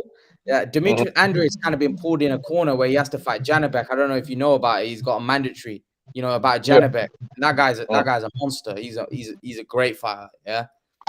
He's What do you think, man? What do you think Demetrius has got to do? Like, what is Demetrius? Do you think Demetrius is at the end of his career, 35, where he's looking for a payday because he started calling out Eubank and he looked drunk? You know what? And I wanted to ask you about this. These guys, Charlo, he looked drunk in an interview that he did. He was calling out De La Hoya and being these guys, man. I don't know whether they're high or they're drunk or something, And I saw the interview of Andrade and he looked drunk as well. What's going on here? What do you think is going on with these guys' careers, man? They can't get a big fight. Why not fight each other? I don't get it. Obviously, they ain't fighting each other because they feel like it's a dangerous move. It ain't like the old days with the middleweight division, and the middleweight division was stacked with killers, and they were fearless killers. They just fought each other. These guys, see, we live in that day and age where everything is so commercialized. Everything's predicated off of capitalism and making a profit, and a loss at this point with some of these guys is a mar and a blemish on them, and they don't want to hurt their livelihood, and so they kind of got a lot of apprehension when it comes to fighting each other. And now you said you asking about the drug use and the alcoholism and so-called alcoholism, whatever. I feel like this. A lot of these guys, they got more money than they can spend. They go months and months and months without a single fight in sight, or no talks of a fight. And so what do? The young dudes with a lot of guap and a lot of guap and a lot of time on their hands. So they surround themselves with women and a lot of devices that we would deem as unhealthy to a boxer. So you might see them drunk. You know what I'm saying? You might see them drunk because they're young dudes. The young dudes with a lot of money, and you might see them. You might hear about them having some type of sexual allegations. I mean, that's just it's just that's gonna come with the territory. But the thing is though, Stephen, in terms of their boxing careers, Andre is 35 now. Yeah, Jamal is 32. What's that? This is a sandwich. This is a real deal sandwich. Sandwich, yeah? Let me get a little bite of it real quick. Yeah, no worries, man. No worries, man. Yeah, go ahead. They're old guys, man. They're like 30, like Andre's 35, he's 32, Charlo. Like, I'm frustrated, man. They ain't getting big fights. They need to fight. And Andre's now in a corner where he's 35 years of age. He hasn't beaten one champion. He hasn't been in the ring. Like, I haven't seen Stephen. I haven't seen a champion. I ain't seen a fighter that gifted, that good, have a worse resume than Demetrius and not get any opportunity. Like, I'm talking, I've been watching now for over a decade. You've probably been watching longer, yeah? Do you know any fighter in the history that has struggled to get even one meaningful fight? He's not had any meaningful fights. He's not had one fight where we're saying, wow, that's a 50-50 fight. Even Jamal has had Derevyanchenko. He's had some, they're not top tier or elite, but he's had some this guy's been fighting total cabbages. Like, I don't know what is going off. What is going off? Man, with Demetrius Andrade, I think, man, his case is a unicorn case. It's a unicorn type of once in a lifetime type of case, because he was exceptionally talented and gifted, but his business was never good. His business was never straight. And you can't chalk it up to his opposition because he has suitable opposition. But for whatever reason, his promotion and his business was never straight. And they just failed him. They failed him. He failed himself. He failed himself. They failed him. And it's just a travesty. But he has a chance for a little redemption if he does take this fight and he's able to win against Janabek. Because we all know that Janabek is with the business. Janabek is with the business. Janabek is a killer. And if he could beat him, then he could probably salvage the remaining bit of his career. But everybody in the chat, that 35 is old man in boxing. Yeah, it's old, man. It's old. Especially Andrade. Andrade is he's a guy that, in my opinion, relies on his reflexes, movement, hand speed, foot speed. It's all speed based, and that, as you get older, depreciates, and it depreciates very, very quickly. Yeah. Also, he's getting injured now. He's 35 years of age. Someone just mentioned a 35-year-old prospect. He's made a lot of money. Fair play to him. I'm pretty sure he must have made some good money underhand because he went with DAZN, and DAZN were paying that big money. They were paying that big money. So he made the money. But legacy-wise, Demetrius Andrade has got, he's a 2-division world champion. But when you think of some of the great fighters that we've had, and let's be honest, in America, you've got no chance because there's so many great fighters that America have produced. There's a list of them, a heap of them. You know what I mean? You have to be like a top. You have to be top dog to get credit there. This is an ordinary champion. As you being American, Stephen, you could probably say Demetrius Andrade is an ordinary champion. Really, no resume for you. When you think about when you come out, the fighters that have come out from your country, he's an ordinary champion. Really, he's not going to be remembered. Yeah, he's not going to be remembered. He's not. He's not. But I'm not going to place all the blame on Demetrius.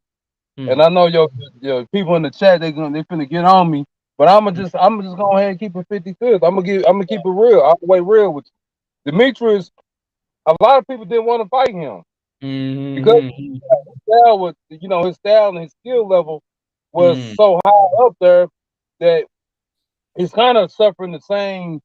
If I tell you another guy who's gonna be like Boots, like Andrade, if he can't get suitable people to direct his career accordingly, it's gonna be Boots, because Boots is a lot of guys don't want to. A lot of guys ain't willing to risk that. Why would they? And so I'm not saying Demetrius is on the same caliber, but he did suffer from a little bit of that avoidance syndrome. Yeah, I'd agree. I do think he was ducked, by some fighters without question. It's quite obvious. He's been avoided.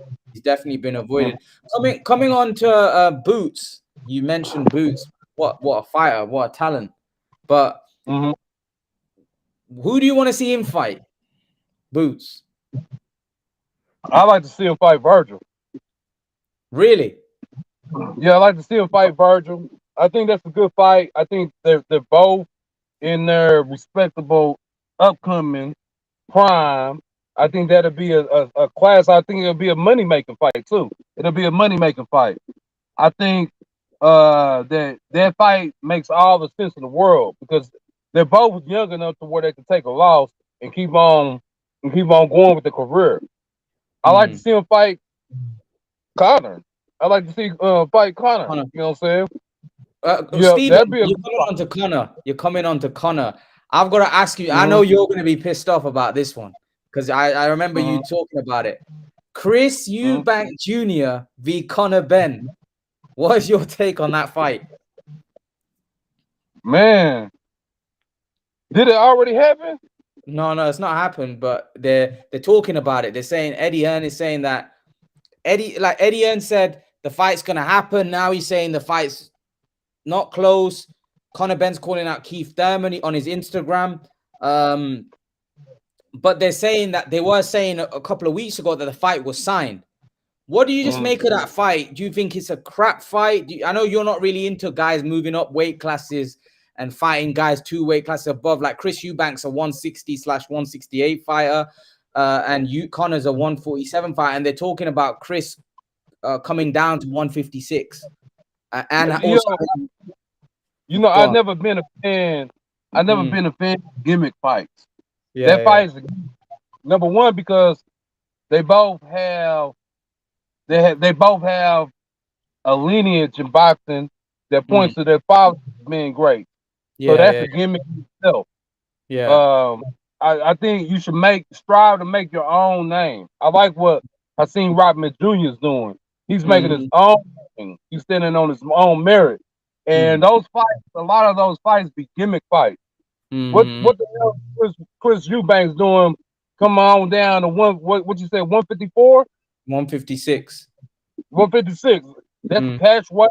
Yeah. Fight. I don't like it. I don't like it at all.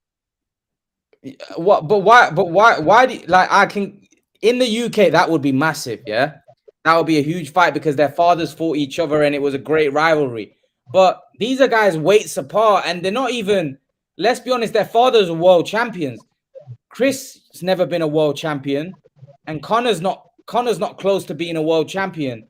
So what does it really mean like for their careers? Even if Chris would be expected to win because he's bigger, yeah. But I don't see the purpose of the fight. I think it's a rubbish fight as well. I don't really. What is the point? There ain't no point. It ain't no point. It's kind of like when Kell Brook and Amir fought.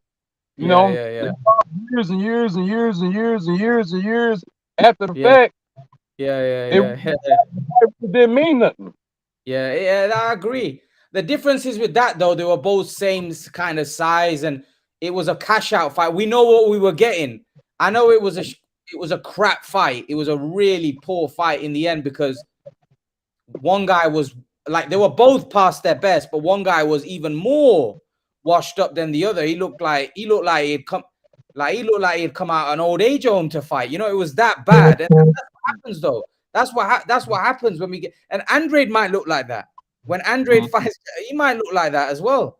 You see, so this is the problem, man. Boxing hurts itself because we don't get the fights when we want it.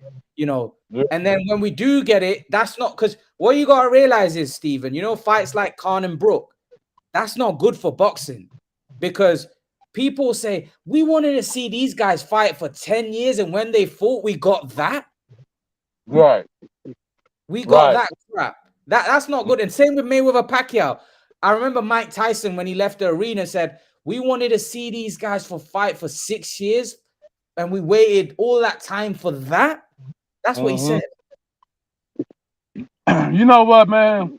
I've always said this, but again, we hurt ourselves as we got to understand us as the fans of whatever sport, if it's football or basketball or boxing.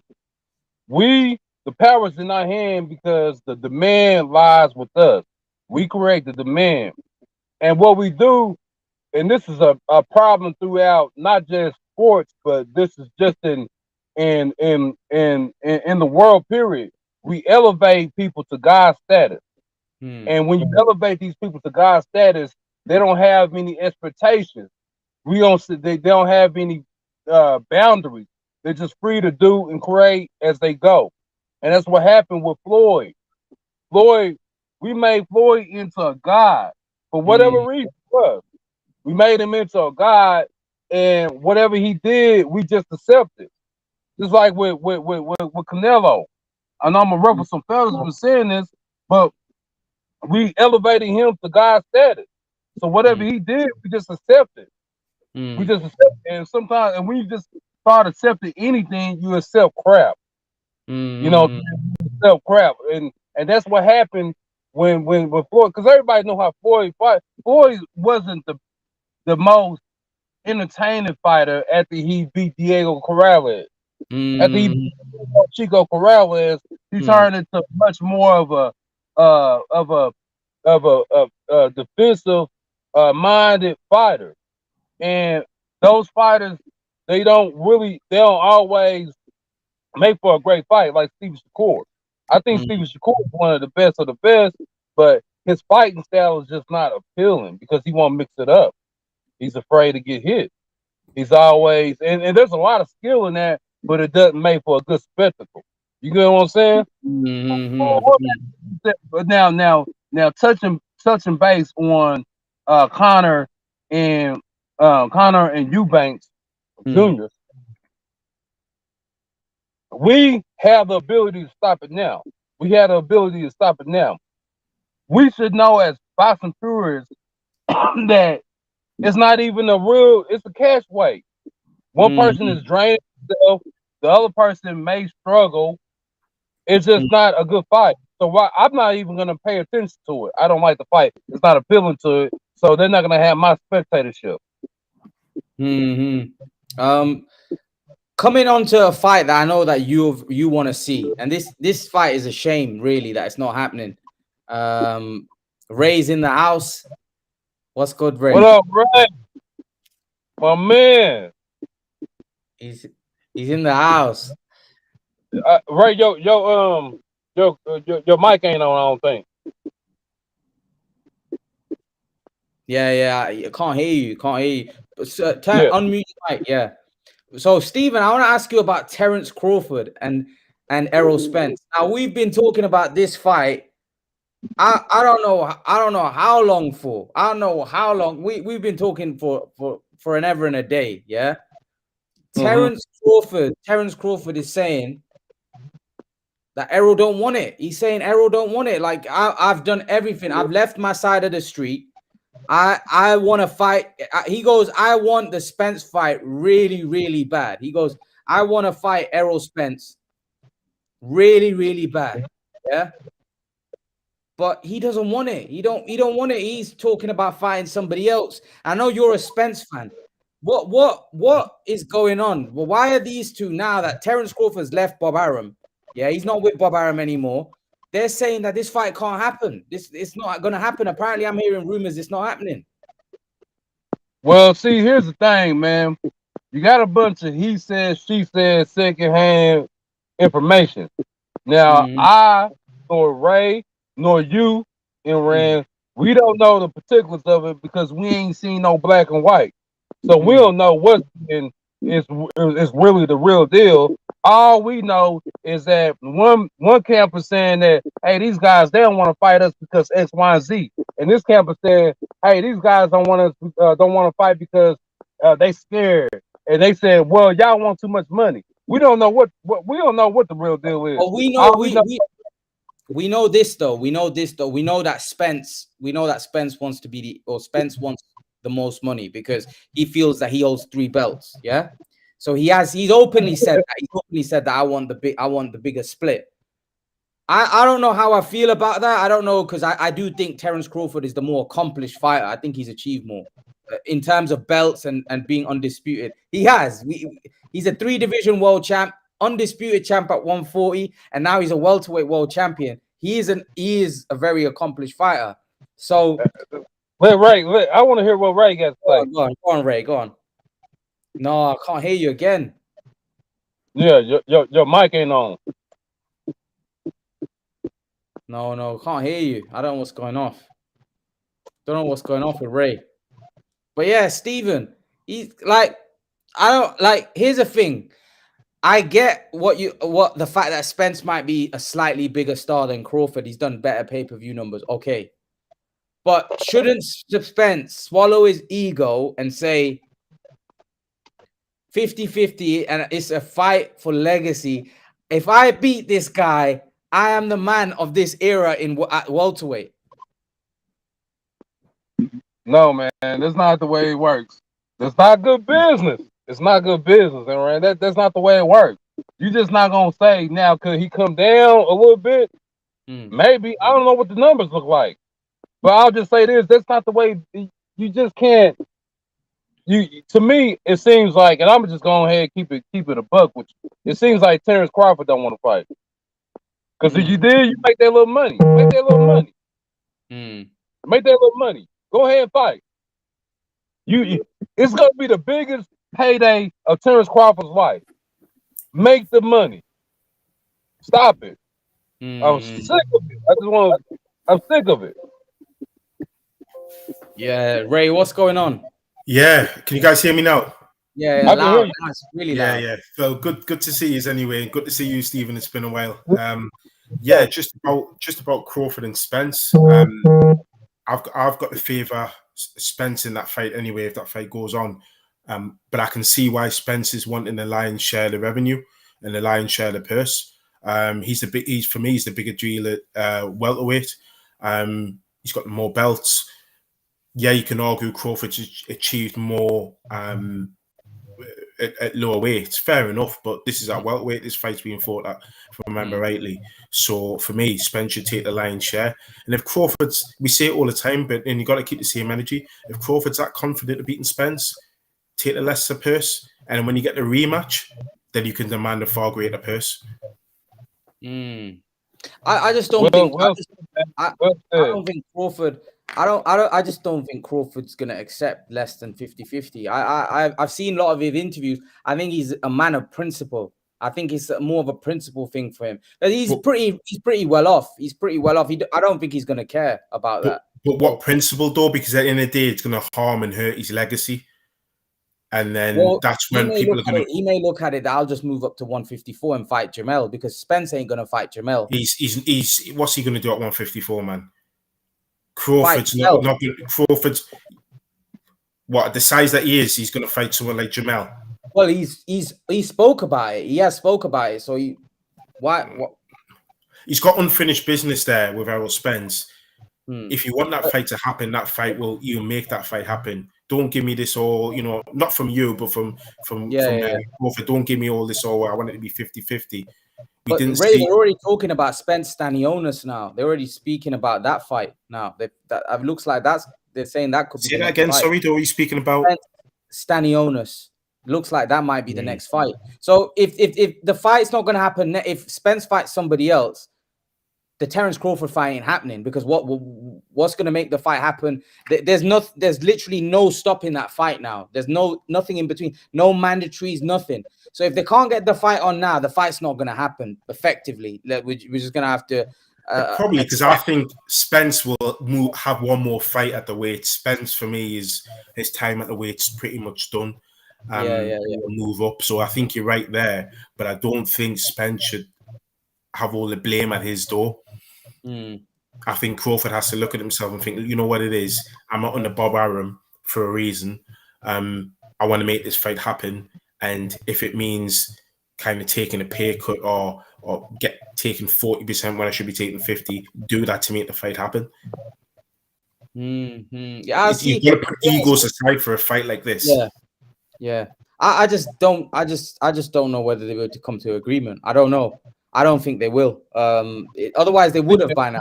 See, Ray just said what I was saying, but he said it in a more articulate way. But that's precisely how I view things. Spence shouldn't have all the blame. If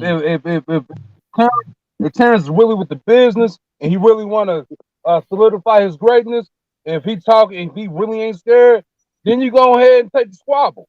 Take the fight, man. Yeah. Take the fight. You know good well that Earl got the bigger name. That's just not good business.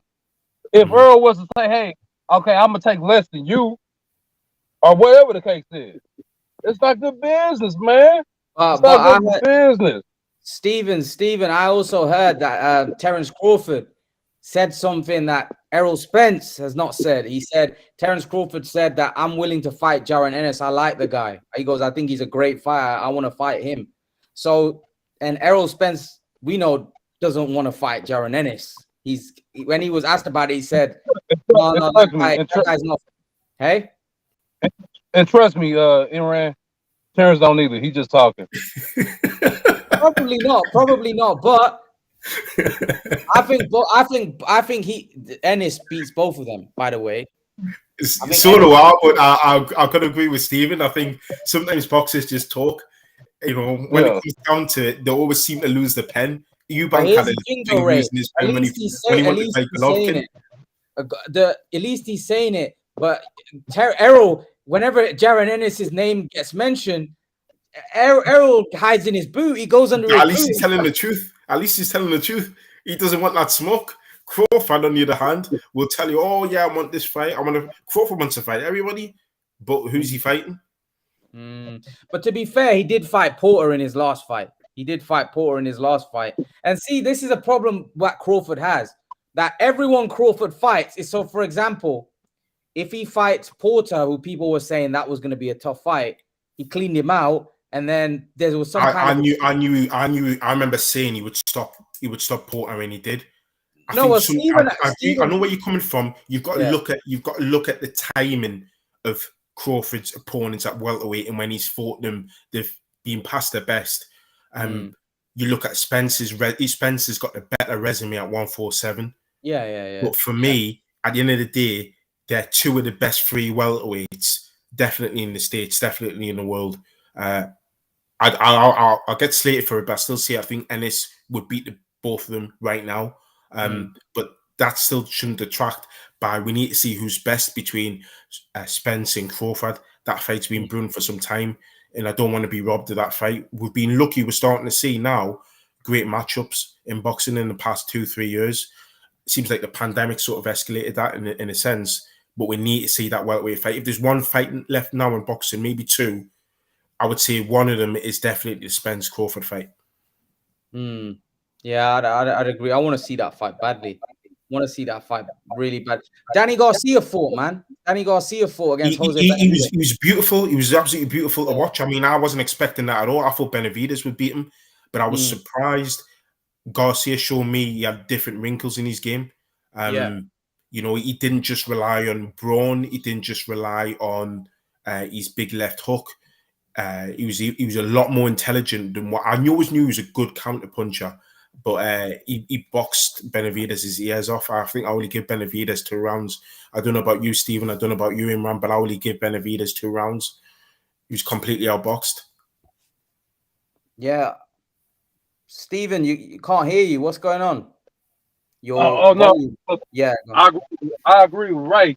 I think Danny Swift Garcia. He was good, man. Hold on 1 second. Where's he? Okay.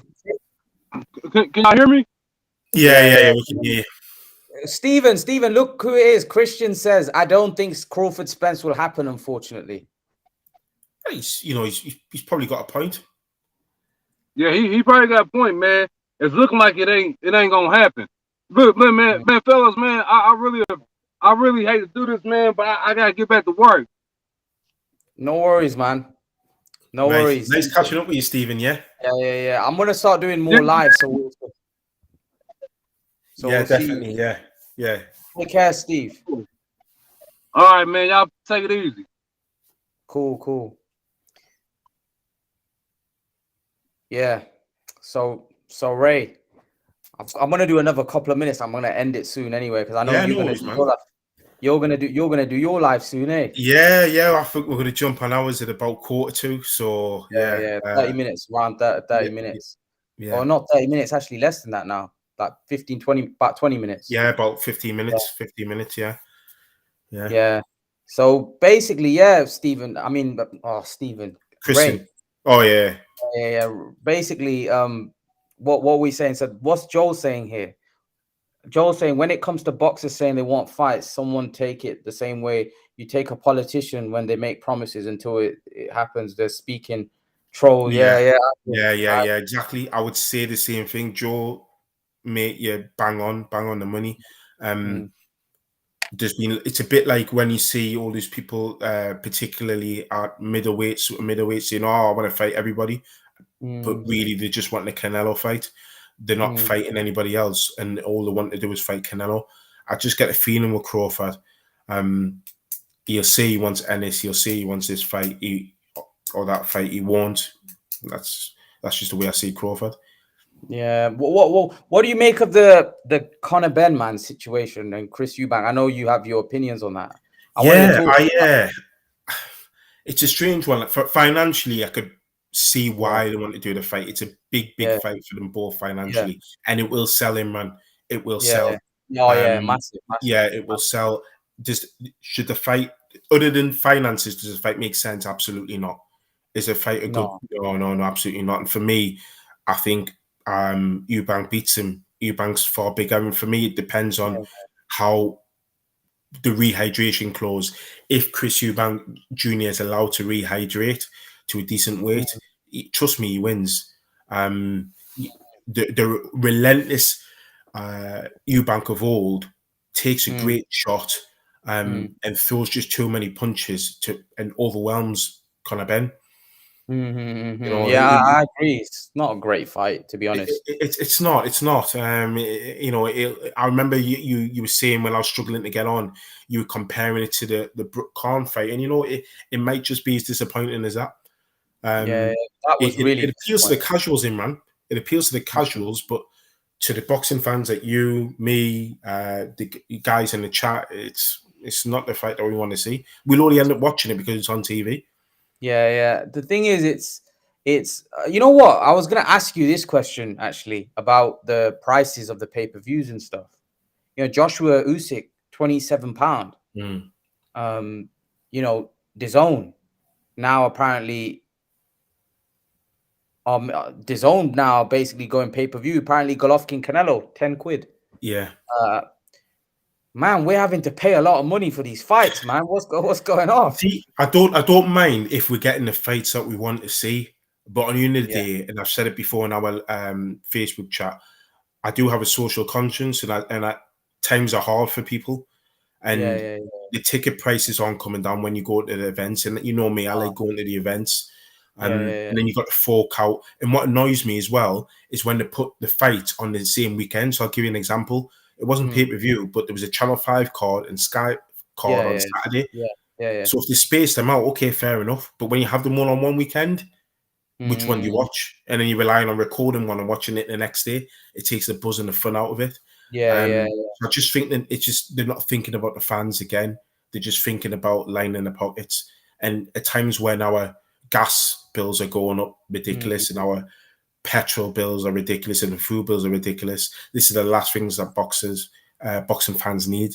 So from that point of view, it's a bit of a difficult one to swallow. But having said that, if it gives us the fights that we want to see, I'm in favour of it. Yeah. Hopefully, like Joshua Usyk is obviously now on Sky. There's some big Conor Benn and Eubank's not really one that it's nothing fight. It's like a gimmick. Steven said it is a bit of a gimmicky fight. It is. It's not a fight that really interests me. It's a big UK fight, as Christian pointed out, but it's that's not one that I'm really. Point, actually, sorry to cut in there. It's a very good point Christian made. It's a big money fight in the UK. If you like Christian, for example, stateside, you ain't got an interest in that. And that will be me for DAZN, because somebody like Christian, what are you going to pay extra money and watch that when you're over in the States? It's of no interest to you. It's of there's no title, there's no nothing. You know, a bit like what Steve Bunce was saying. You'll get somebody like the WBC creating like a Battle of Britain belt for it, or a Battle of England belt for it, for some daft thing. But really, it's not for any bona fide genuine belt, is it? So if you for watching in the States or Mexico or Ghana or Russia or somewhere like that, you've got no interest in it apart from the fact that these two are really famous dads. That's it really. It's terrible. Terrible. I don't really like the fight. I agree. What do you in terms of the Andrade Janabek situation, I wanted to get your opinion on that as well. I've been asking a lot of people. I know Christian's on, so Christian's gonna have a point. He's gonna want to have his say on it as well. But what do you think? What do you think's going off in that situation? What do you think Andrade needs to do? He's calling out Chris Eubank. He's got a mandatory in Janabek. What do you think? If he's calling out Chris Eubank at middleweight, then he should be taking the Janabek fight. if he's calling him out at super middleweight, then that's different because Andrade has spoken about wanting to move up for some time. So you kind of got to be fair to him. If he's wanted to move up to 68, then fair enough. But for me, you can't call anybody out at middleweight and not face Janabek. Janabek for me is the best option for him. Maybe not financially, but in terms of a fight. Now, if Andrade beats Janabek, all of a sudden the respect levels for Andrade goes up because Janabek's no easy move. Janabek's a serious don. Like, he can fight. And if Andrade does a job on him, all of a sudden we're talking about Andrade being a real boogerman again. For me, I want to see that fight from that point of view because if Andrade has got the skill set that we're led to believe, he should be taking care of Janabek. But Janabek's serious. So I don't want to see him avoiding that. I want to see him fight that Janabek, particularly at 60. You know what, Ray? You know, this is what's wrong with boxing. That you effectively said that if Andrade has got the skill set we are led to believe, we're saying that at 35 years of age. He's 35 years of age, Ray. Yeah, that's true. That's true. But at the end of the day, his skills have been portrayed since an amateur. He's been talked about. There was lots of people when he was going to be turning pro saying this kid's going to be really, really good. So I don't know how much his skills are diminished in his time off. But if he's got that skill set that everybody's been hyping up about since this kid was turning pro, Andrade, then really somebody like Janabek, you should be turning him over. But I think Andrade's going to find Janabek to be a real problem because he's a real big talent. Yeah, you know what? I've saw a few Janabek fights.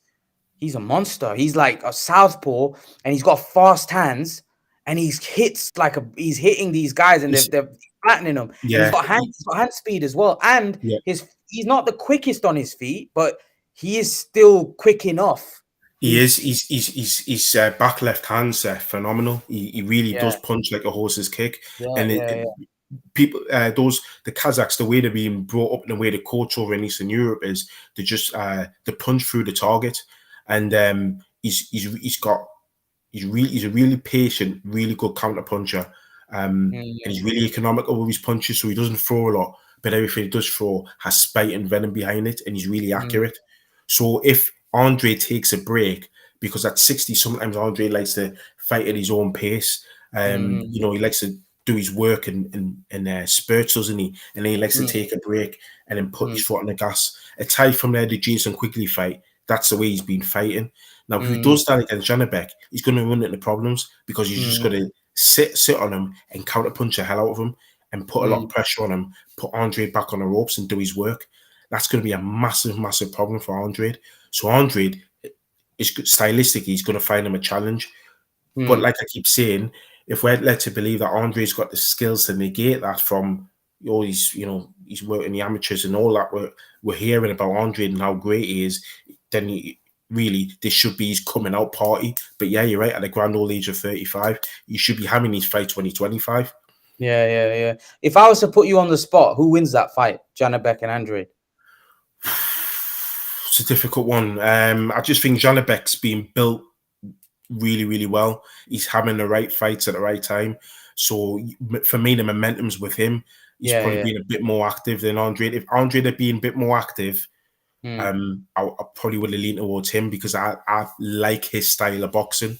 But I just think in this fight, Janabek's probably his style might undo him because Andrade's not being busy enough. Yeah, probably. I think, you know what? I favor Andrade, but I'm not confident. I'm favoring him on the old Andrade.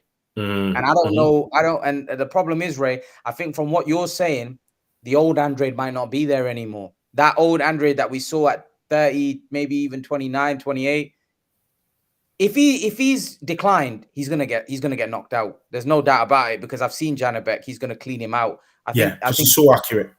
Yeah. He's gonna clean him out. So I think if Andrade has declined even a bit, I think Andrade has to be at his best. So the best he's ever been to beat him effectively. Yeah.